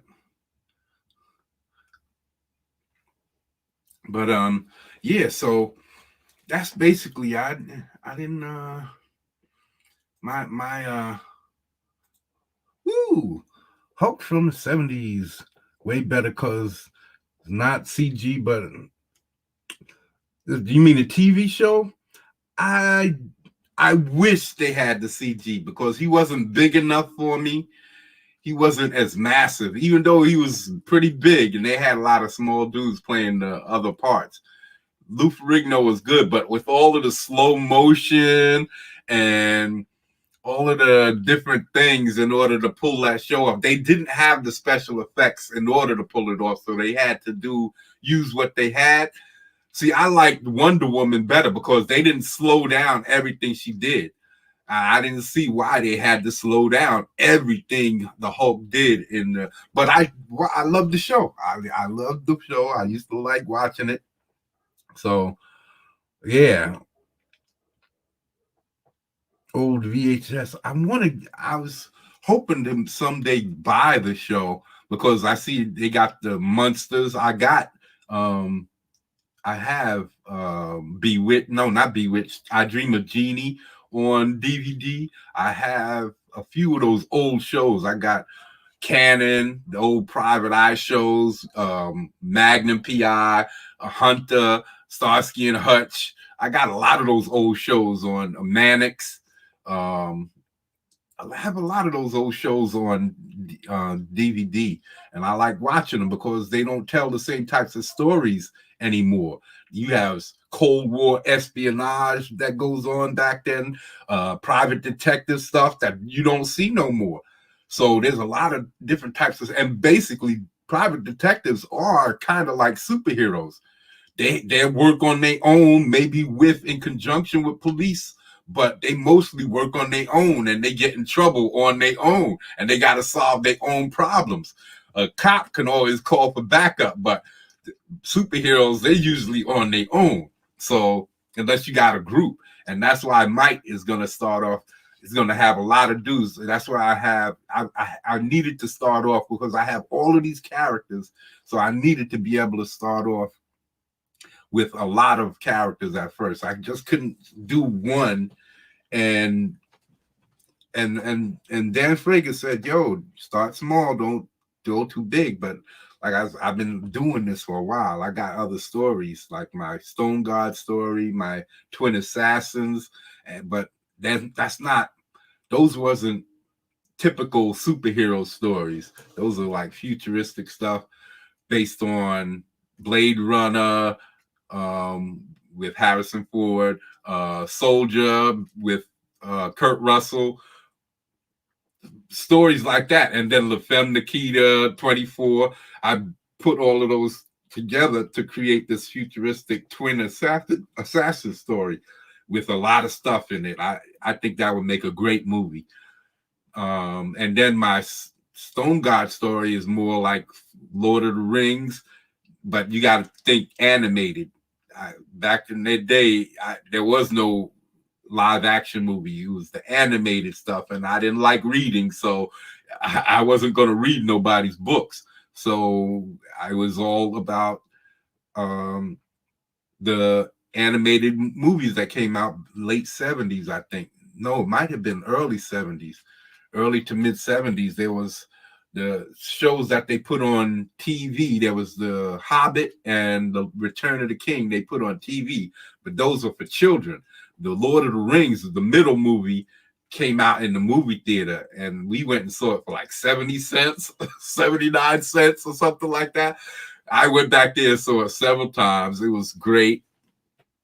And I love that. I never saw blood in an animated movie before. So all of that stuff was like fantastic for me. It introduced me to another way of thinking, because before then, animated stuff was just Disney type stuff. You saw they had Fritz the Cat and some things like that, but they never had a real action adventure that had life-threatening things in it. So when I got turned on the anime, it was a whole other world. The 90s was anime city for me. I got all of these old movies on VHS. I've been looking for on Blu-ray, but you can't find them. Blu-ray and DVD, can't find them. The Final Fantasy movies. There's other stuff I just can't remember the name of because I haven't been able to watch them. My VHS all burnt out, or they'll eat your tape. You got to go inside and clean them and do all kinds of stuff.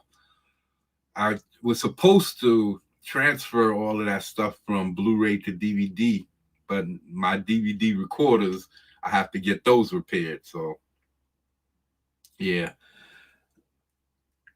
So, yeah, man. Okay, yeah, let me see. Yeah, he asked, cutesy, dootsie, patootsy. We're going to have to find a shorter name for you. Call you Pat.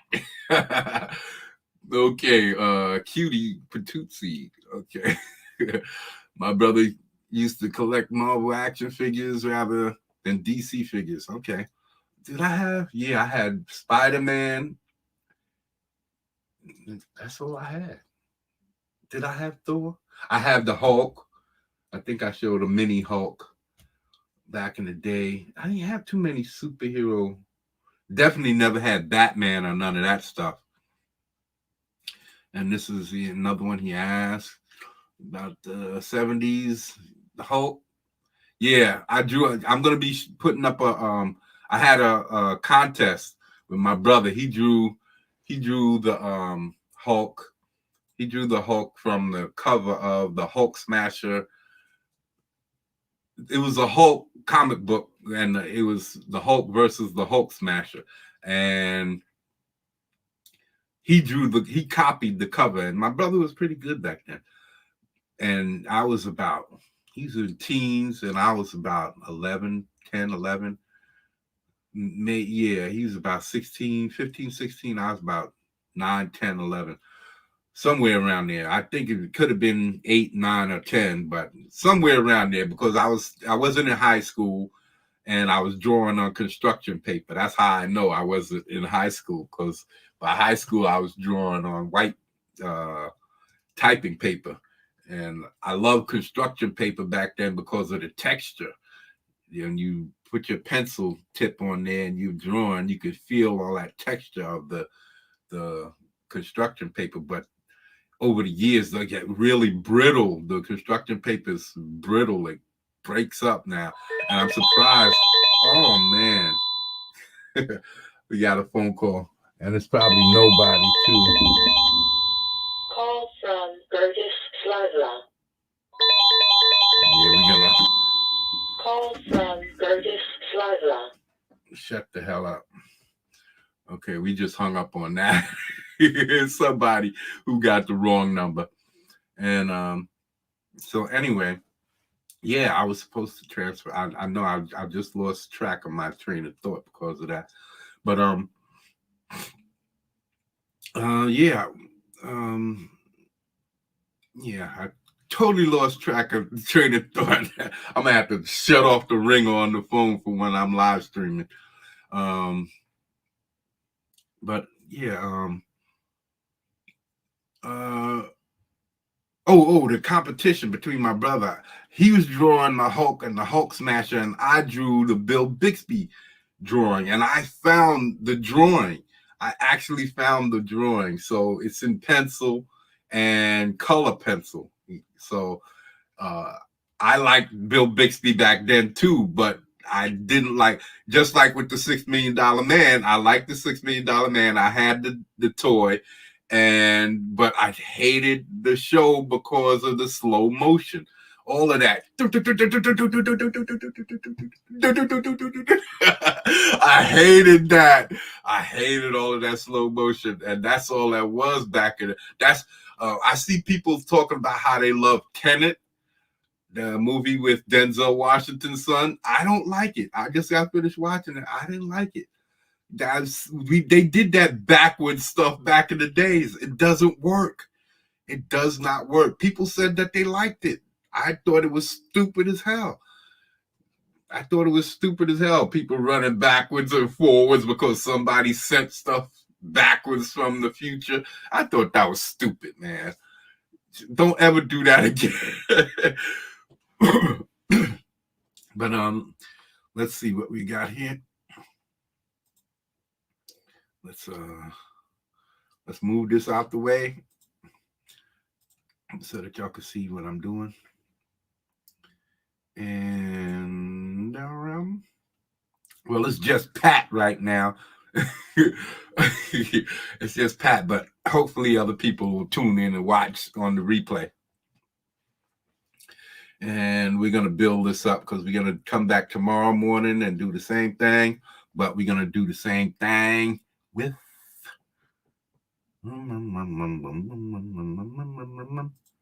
this guy. We're going to do this guy next, and then we're going to do this guy after, and we're going to work our way. We're going to work our way down to all. We're going to get all 5 of them done. We're not going to do it on the weekend. What we're going to do is tomorrow is Friday. We're going to work on Homeboy on Friday, this guy on Friday, and Monday we'll work on this guy. And over the weekend, we're going to do story time and take a break on Sunday because we got to be drawing. After I get off with here, I got to do another page of Mike. And this is just for this the campaign. I've been struggling with my perspective and settling my characters into the scenery and making them look like they're the right size. So I've been looking at David Finch did a video about putting perspective and putting characters in at different locations in the same drawing while using the same perspective line. So I'm going to go back to that and do some more research and get my brain and my eyes and everything working on the same page. Like I said, the reason why it's taking me so long to actually put out Mike's campaign is because I'm learning all of this stuff. I've drawn characters and I've done a little bit because of perspective work, but I've never really drawn complete a complete diorama, you could say, with characters and backgrounds and everything. I've done it a couple of times, don't get me wrong, but mostly I've been, because I stopped when I was a teenager. I was drawing all from time to time, but I was hanging out too, and then when I got kicked out, I stopped drawing altogether. So from my 20s through my 20s, I wasn't drawing. And then in the 90s, I started drawing again. I picked it up and I had trouble getting anything right. And I got upset over that. I was literally shedding tears because it was like I lost something that I loved. But everything was coming out horrible, and I was a great, in my opinion, I was this great artist. I had my fingers, my face, my musculature down, and working on designing characters and stuff. And I lost it all. So I was I was so angry with myself. And then I relaxed and it just came right back to me. So now I realize that you just don't lose. What you lose is your techniques. Oops. You lose the little techniques that you developed. You forget those, but you don't forget how to put in the musculature. You just forget how to do it quick, and the little shortcuts that you develop over time. And that's what I'm having with my fingers and my hands. I used to be the man when it comes to fingers and hands. You couldn't tell me nothing. I was one drawing mother sucker. And when it comes to hands and faces, I was the man. Couldn't mess with me. I was that good, man. I was confident, 100% confident in my fingers, hands, and my face work. But now I have to come back and question myself because I haven't done it in so many years.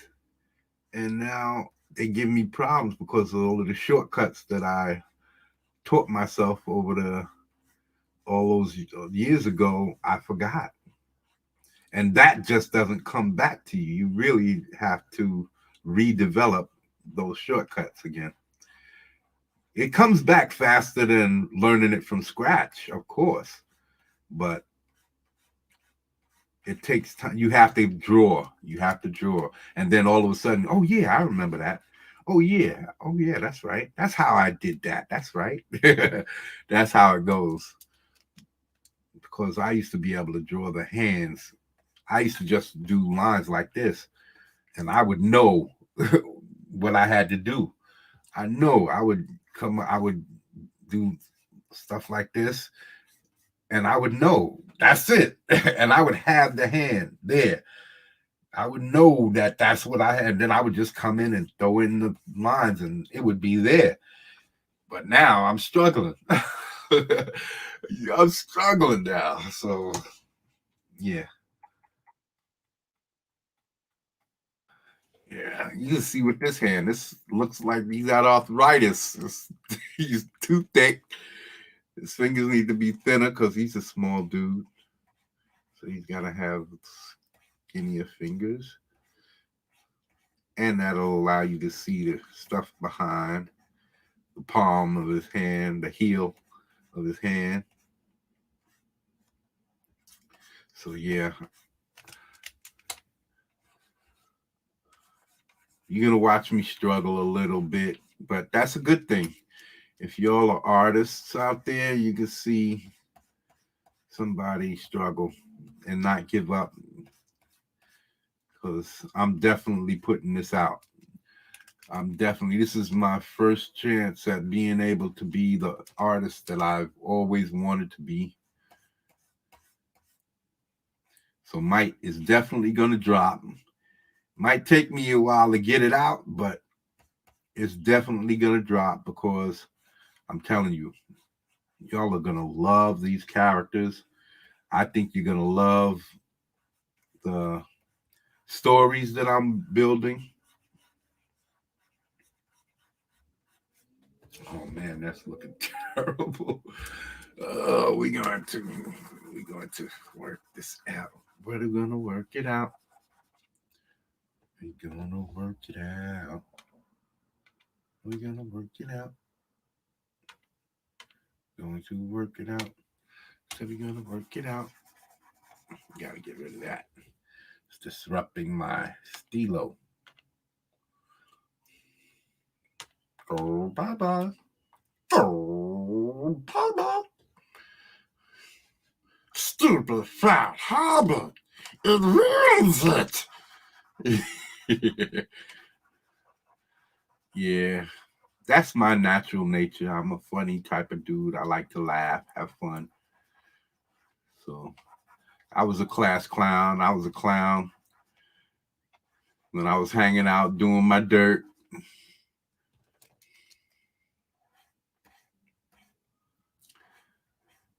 Most men are kids, still kids when they get older. Somewhere locked in there, still got this kid living and wanting to get out.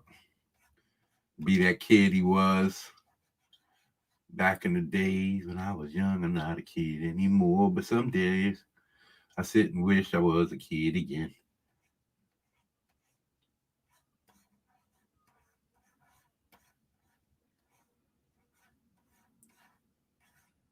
Yeah, so I gotta do sections at a time. Sections in at the part. Sections and don't do the sections.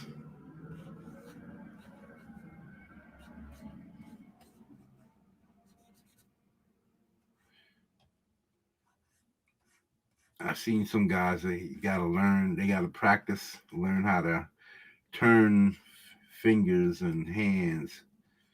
You don't want to insult some of these guys because you don't know them, so you don't know what you could say that could be offensive. You know what I mean? But there's a couple of guys that I come across. I tried to give them a little bit of advice on how to turn the fingers because there's a lot of stuff that you, when it comes to drawing hands, I think he had drawn the hands something like from this direction, and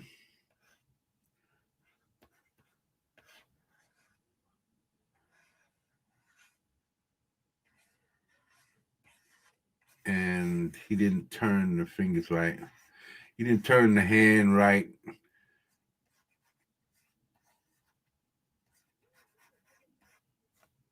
Sort of like this.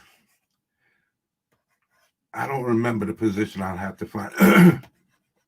It was on a live stream, and so I was trying to explain to him how he had it wrong. And like I said, I didn't know if I was insulting him. I didn't. That's not my intention. I was just trying to, you know, lend a.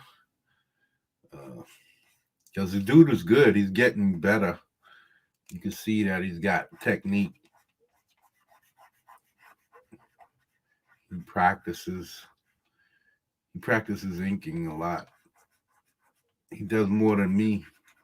And well, not now. I've been doing something all the time as much as I can. But anyway,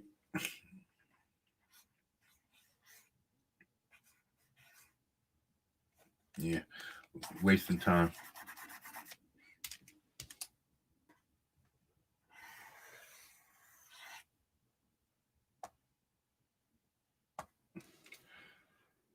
I'm gonna have to come back to this hand. This hand is really giving me agita. Who says that? Is that Italian? Agita? You give me agita? You giving me agita, eh?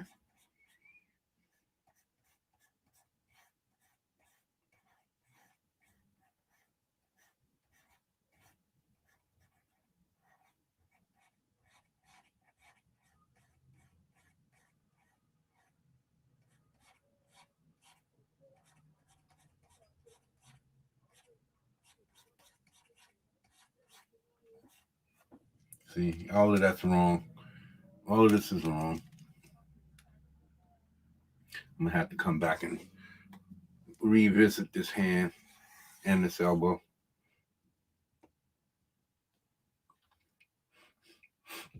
Because what's happening here is that his arm is coming out towards you, right? Like this.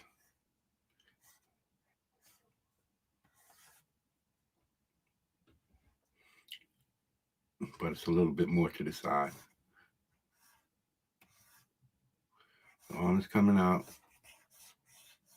Let's make it more pronounced by making it narrower at the shoulder, and then out like this. That's basically the shape that we're getting here. And what I was doing, the elbow was way out here. It wasn't attached. It's got to be here. So this is what I need to do. Bring this here. And then the forearm covers this. The elbow peeks out here.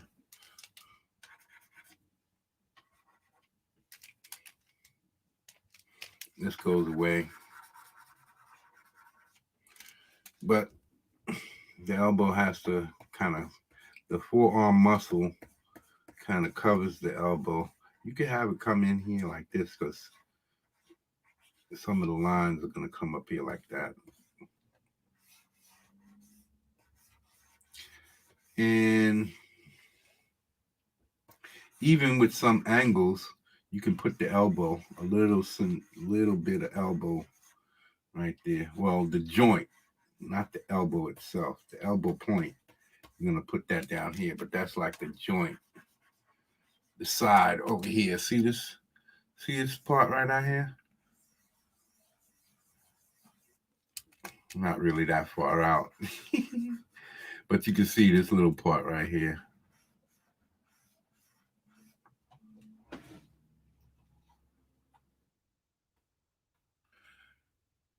These little sections right in here. There's a little part that bumps as the parts on the sides of your arms poke out. You can and then you have your circle here. I always put that in. See, I always try to put this right here. Always try to put that in. It's even if I delete it later, it's specifically to help me shape the arm and show the direction that the arm should be moving in. So you put this here and then up here like this. But then again, his arm was not that high up, so he was more or less how I had it was more or less down here. So this wouldn't come up as far. Let's get rid of this. All of that wouldn't come up this far. Bring this tube right here and then right in here. This is where the arm would be, and then your hand would take up all of this.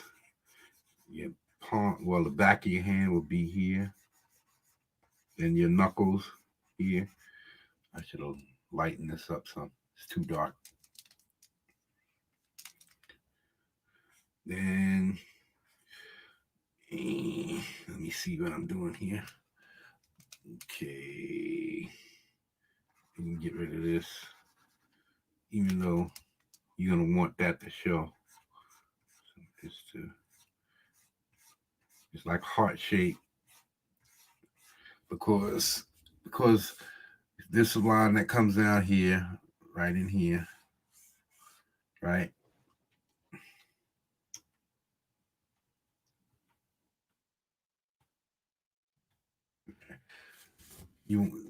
When your arm is down and you have your arm going down, these cross forming, and then that's the joint, right? Your bicep is in here, and then you have this muscle that comes up that splits the tricep. Then the deltoid comes down and splits the tricep from the bicep, right? And then you got your deltoid right here. So you got this muscle here, then you got your forearm, and then you have your joints, your elbow joint here, and then you got the muscle, right? And then you got that circle, right? This is how I shape mine. I shape mine like this, and then I do a hard.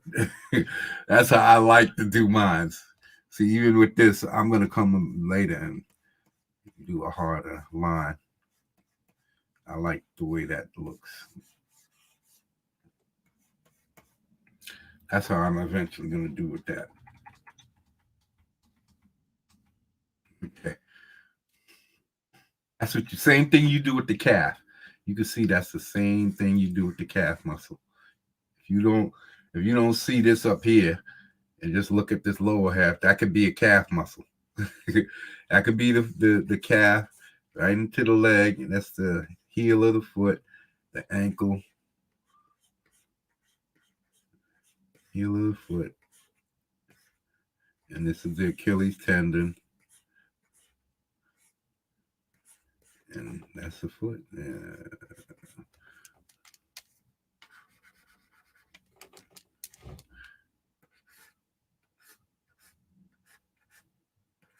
See, that could be the foot. Okay, but it's not the foot. It's just I'm just did that to show you that you can the same types of technique. The musculatures act the same way. The bicep, the back of the leg is the hamstring.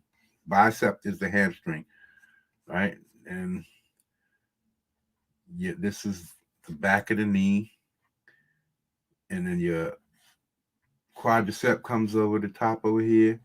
Your glute is here. That's the deltoid, the shoulder muscle. This is your glute, and this is your hamstring. That's the bicep of the back of your leg. Then your tricep, your forearm, would be your calf muscle. And that's how you draw your calf muscle. Basically the same thing. And your kneecap is your elbow. It's basically the same thing. This is from the back. If you're drawing the calf and the leg from the back. So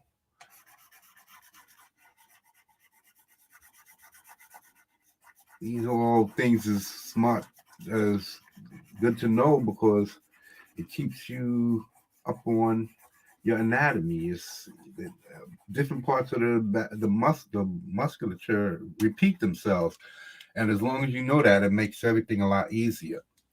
So when you I did this to say that when you bring the arm up, that's a long-winded way, right? When you bring the arm up, it's going to be a heart shape. This goes up here, the bicep comes there, and it's going to be a heart shape. It goes across, so that, and then you have your forearm that comes forward, and then you have your wrist and your hand, and this goes out from here, and then you got your fingers that come up. You have to show these things. And then you got you see, so, and then you got the heel of your hand that'll go across here.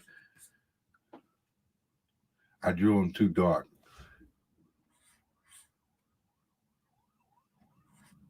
Here's the thumb.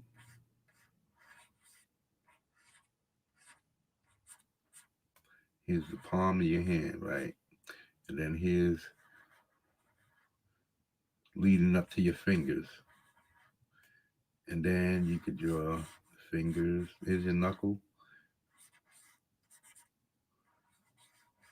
Finger and finger and finger and the pinky. And then your forearm back here. Then the heart shape of the forearm muscles back there, and then your bicep. You see? That's how you foreshorten. That's what you call foreshortening. And this is this circle right here. That's what this is right here, this dark here. This helps give depth. This helps give depth and helps people to see. If doing it, trying to leave things out will make things difficult for the person trying to see what you're trying to do, right?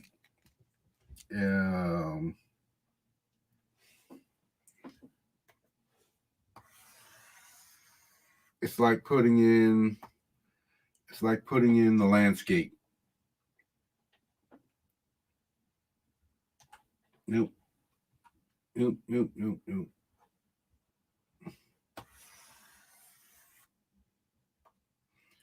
It's like putting in the landscape, right? Why am I doing this? Okay. It's the same thing as doing a landscape. Nope, that's wrong.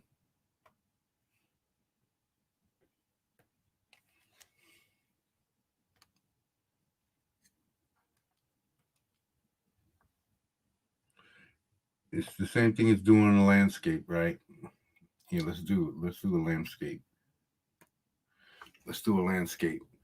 When you do a landscape, in order to show the depth, you have to show, say, this is the horizon. Then you got your mountains. Do your mountains, and then you have some more mountains coming in front. But you have more mountains in front. Now it gets lighter as you go back, and then as you come forward, you show some more stuff like that, and then stuff like this. You come across.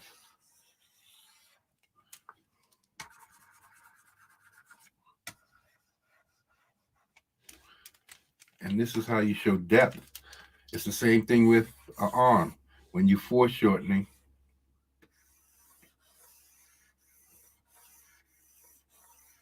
the stuff in the front, you want to do the same things with. Then you can put your trees and stuff, and it just pushes things back. This pushes everything back. And then you can put a sun or a moon over here. Get rid of this.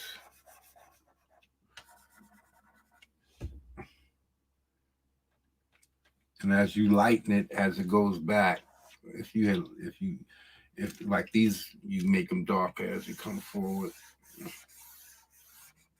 And this one will be even darker. Or you could do it in reverse and do lighter and go darker into pitch blackness in the background. And then you could do your stuff in the foreground, your scenery, put trees and stuff to push things even back further. But it's the same thing as hold on, did we delete? Okay. It's the same thing as drawing foreshortening an arm. Here's the deltoid shoulder muscle, then the bicep. But you see how one comes in front of the other. One is coming over the front of the other, then the forearm.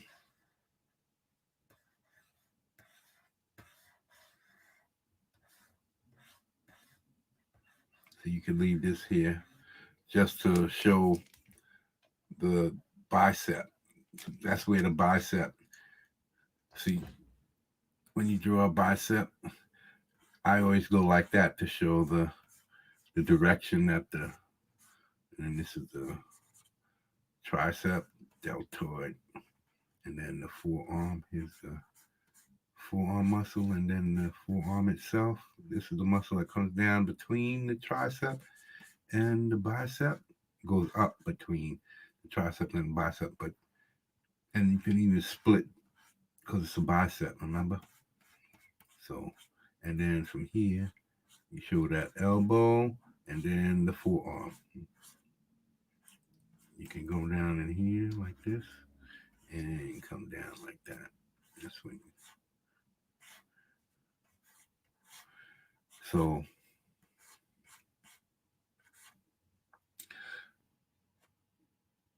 showing these different levels. So this right here is actually shaping the bicep, right?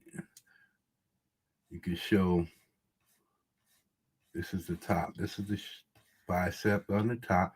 Here's the bottom of the the inside of the tricep. If you have your arm out, you'll have your tricep on the bottom, and then the muscle will come out, going forward. And then you come out like this.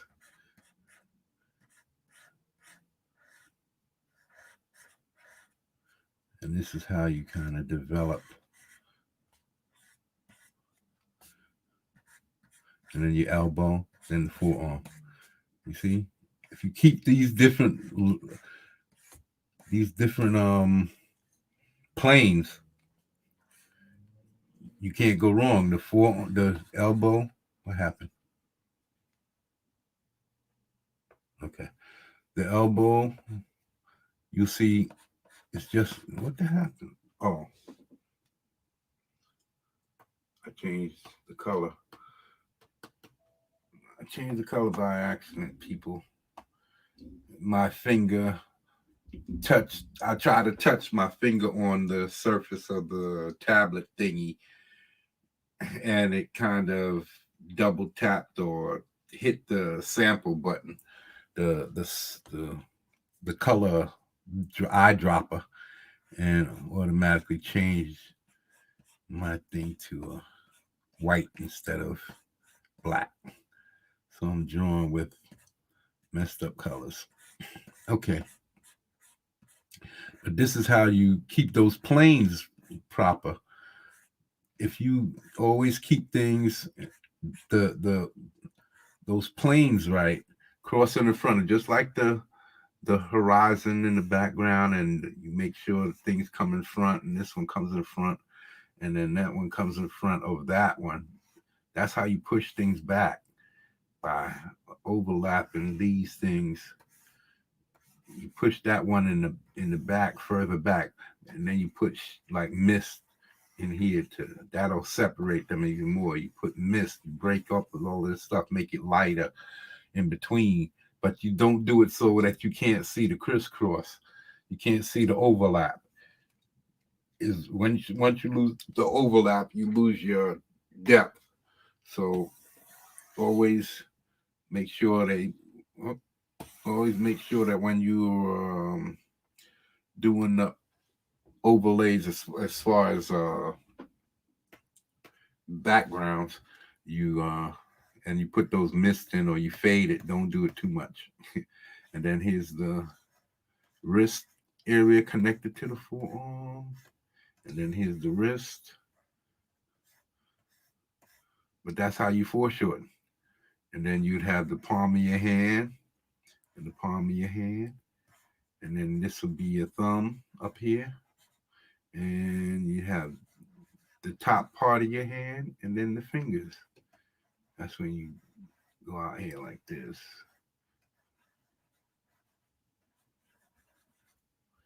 You see?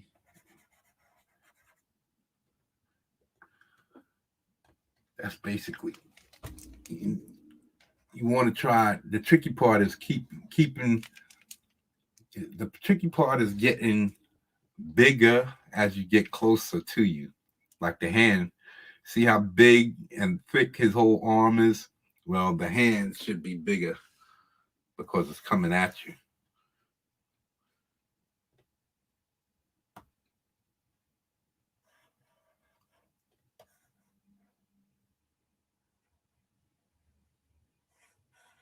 See, it's coming at you. So the bigger you make the hand, the better the foreshortening. Just got to make sure the connection is right.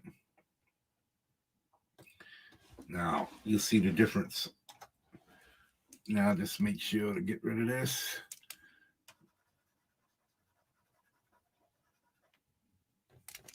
And you can see how much better that foreshortening look. As it gets closer, it gets bigger. See, right in here with the bicep, that's when you're going to want to make it narrowest, right in here, so that it comes to a point. You want to try and create that coning shape.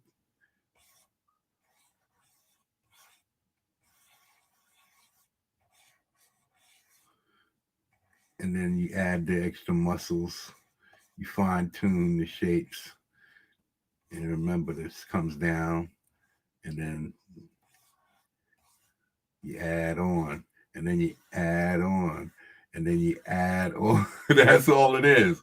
But as you come forward, you have to get bigger. But you got to remember with the wrist, you have to keep that perspective. You can't have the forearm get bigger than the wrist.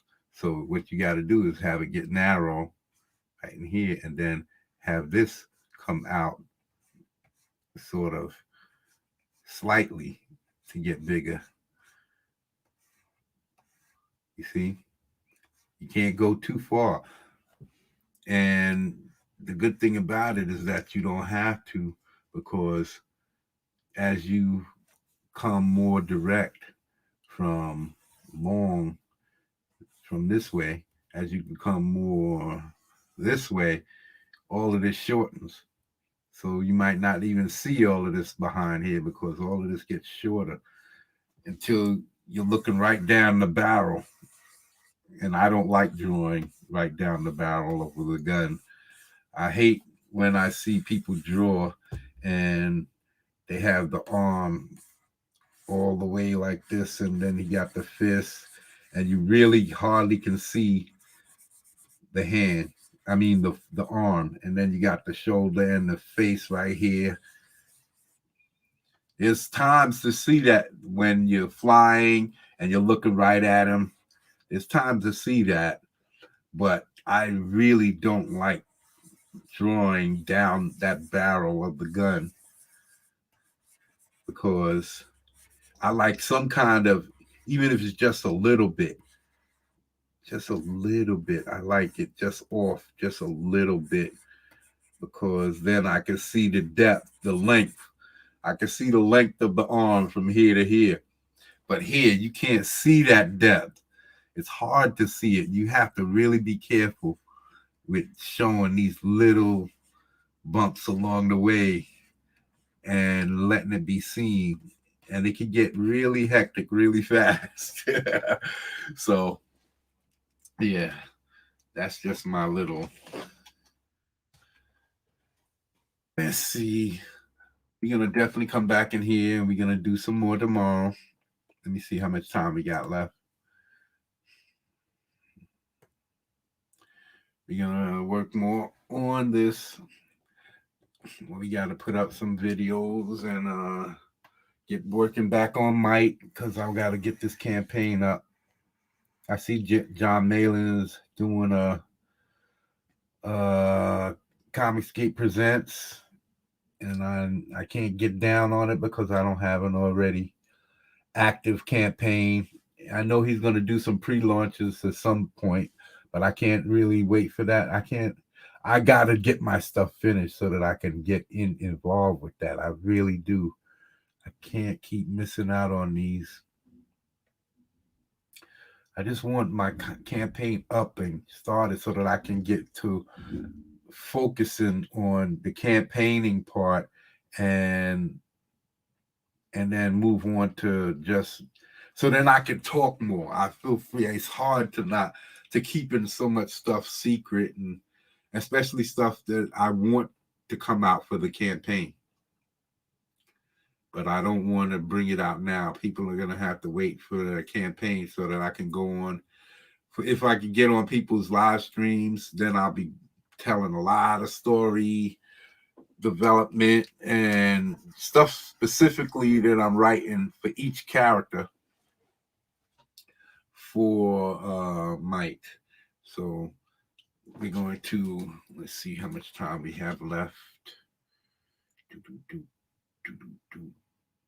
Hey, let's see what you got to say. I've been on Art Block almost 6 months, and I don't know how to draw comics characters, but my style is a horror character from 80s, making them look like a baby caricatures. Is that what that is? Caricatures? Baby caricatures? I think that's still spelt with the K8, CH. I think caricatures. I'm not sure. but I might be wrong. I might have to look it up myself. Let me see caricatures. Oh, that's cool. I'm going to be coming out with a good voice actor. Oh, thank you very much. Oh, thank you very much. Oh, thank you. From the '80s caricatures. Stick with it, man. All I can say is, if you're young, hey, even if you're old, I'm in my 50s and I'm teaching myself new stuff, inking, coloring. I've never colored digitally, so I got to learn all of this stuff. I'm learning now. A lot of my characters, I'm doing it now, but how good it is, I don't know. Y'all gonna have to tell me once I put the work out there, and I'll find out if it's any good. And but I'm gonna start putting some. I might in the first few characters might wreck. Uh, uh, blah, blah, blah, blah. Nightshade. She's gonna Nightshade is gonna. I've come up with a nice ability for her. I was having problems with her because with all of these different characters and bad guys, I want to have diverse abilities. I don't want everybody like in what's the name of it? In Invincible, Robert Kirkman. Most of those characters all did the same thing. They were strong and they flew. That's it. Very few of them had different abilities. It was just a bunch of strong dudes punching holes in each other. And I don't want mine. I got at least 10 different abilities. You won't be seeing a bunch of strong dudes just fighting it out. They're going to have abilities. They're going to be making stuff and popping stuff out and shooting weapons and doing psychic stuff. I got all of that stuff working. I got characters that I'm working on with as far as outer space stuff. So we got different things. He says I'm a good character actor because my voice is sexy. Nah, but yeah. So I got a lot of things working here. So keep it up. Whatever you're gonna do, if you want to get into drawing comic books, man, all you gotta do is practice. That's what it is. I've never had any formal training. Dan Frager put me up on this book called Framed Ink. It's called Framed Ink. Let me write this down. I'll write it in the chat. Framed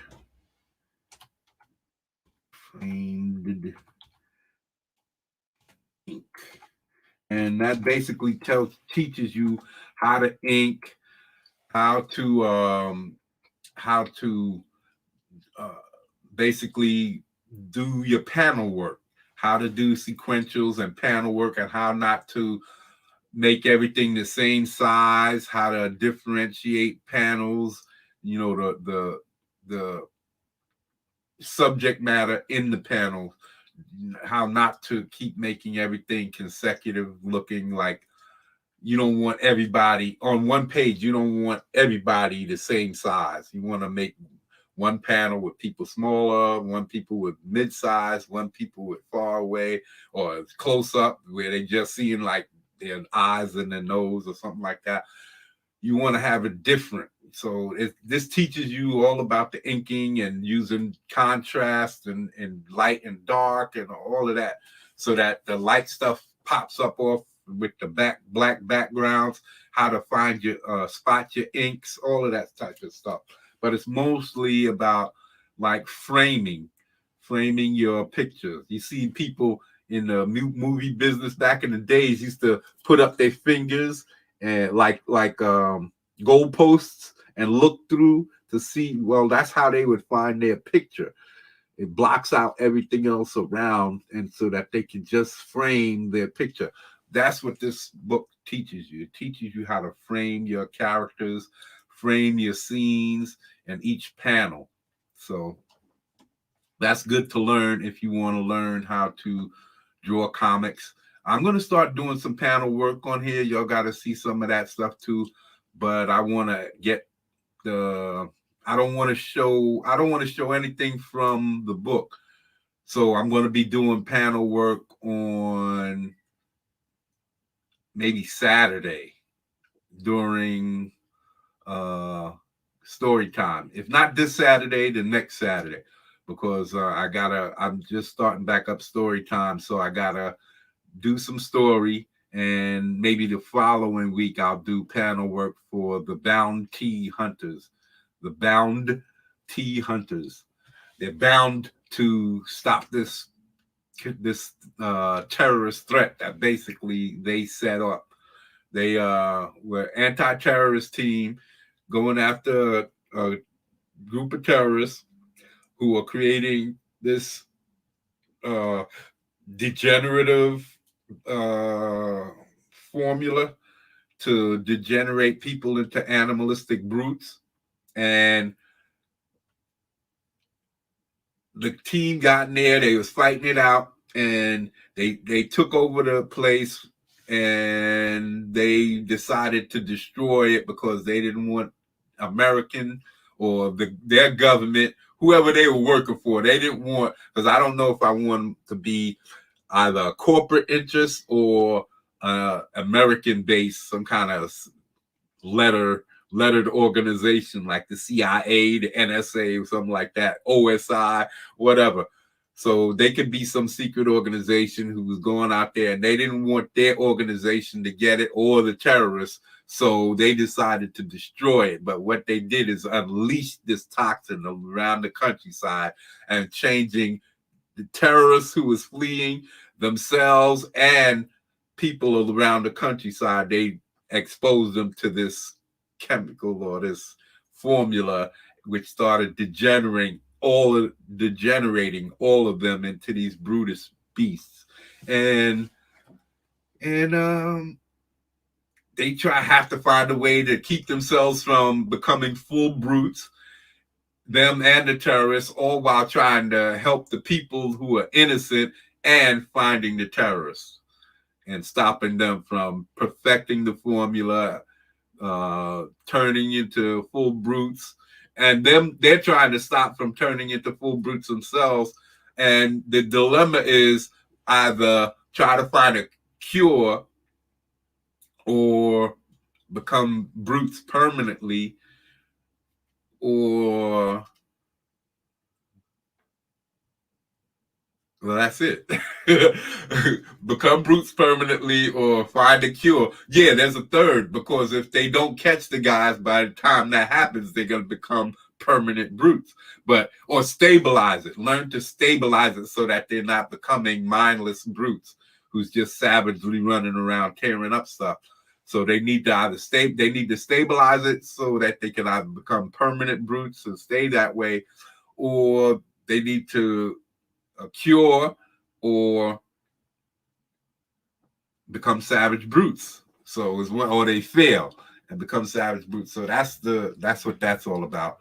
So yeah, if we can get yourself a copy of Framed Ink, or Draw in the Marvel Way. That teaches you everything about actually drawing, learning how to draw, learning how to set up your drawings, how to create dynamic drawings, how to I forget the term, how to structure your drawing so that it fills the page right and makes your eye forces your eye to go where you want it. I forget what they call that. See, that's what's bad about me as an artist. I've drawn a long time, but I don't know all of the terminology. I can show you better than I can tell you. So I'm gonna learn all of that stuff, because the more I work with Comics Gators and stuff like that, I'll get more familiarized with terminology and all of that. But for now, it's just really getting the work out. So it's 3 hours, man. I'm going to get out of here. I know I didn't do as much as I should have, but I'm going to get better at this. The more I do it, I'm going to come back. We're going to work with this guy. We're going to work with his name, Scoophead. We're going to work with Scoophead. We're going to give him a name. We're going to find names for these lowbrow characters, and we're gonna come up with. I don't know if they're gonna be part of this group of characters that I want to have for the my interstellar defensive unit, my basic Green Lanterns, if you want to call them, or intergalactic Avengers, or whatever you want to call them. So I don't know if they're going to be for that or if I'm going to make them for some other group, because I've got at least 100 different groups. If you've ever heard me talk about my Bible, I've got a Bible with 3 composition notebooks tied together. It has over 10,000 character names that I've been collecting there since '95. And so that's when I'm pulling these characters. I'm going to pull some names out of there, slap it on these characters. And if they're going to be part of a group, they're going to have one name, and then I'll give them individual names like John what's his name? John Stewart. And what's the big dude's name from the Green Lanterns? The dude who trains everybody. Man, I forget his name. He's one of my favorites in the animated movie. I forget his name. He calls everybody a poozer. You poozer. You poozer. So yeah, I forget his name. But anyway, I'm going to come back tomorrow. We're going to set it up as soon as we get offline. We're going to set up another drawing stream for 9 o'clock in the morning. I don't know if it's better if I should do it at 11. It might give me some more time, but I don't know if you guys, it's going to be better for you guys. So I'm going to start it at 9. And if it's better for you guys for me to start it at 11 or something like that, I'll start it at 11. No problem, man. Thank you for coming in and keeping me company, man. You help me keep the live stream active, because I get to talk to people and interact. I like the interacting. It's easier for me to talk than just talking to myself. So yeah, you made it helpful. You helped me. So thank you. Please subscribe, like, and do your YouTube thing. Help this get around. I only got 8 subscribers on this channel, so I'm trying to grow it so that I can get more people interested in Mike. So yeah, and I got I Monstrositus X. That's another channel. I've been posting some. I will put all of that in the description. I should have did that already, but I'm learning. Okay, people, I'll check y'all later. We'll be back tomorrow morning, same Monstrositus time, same Monstrositus channel. All right, now, later.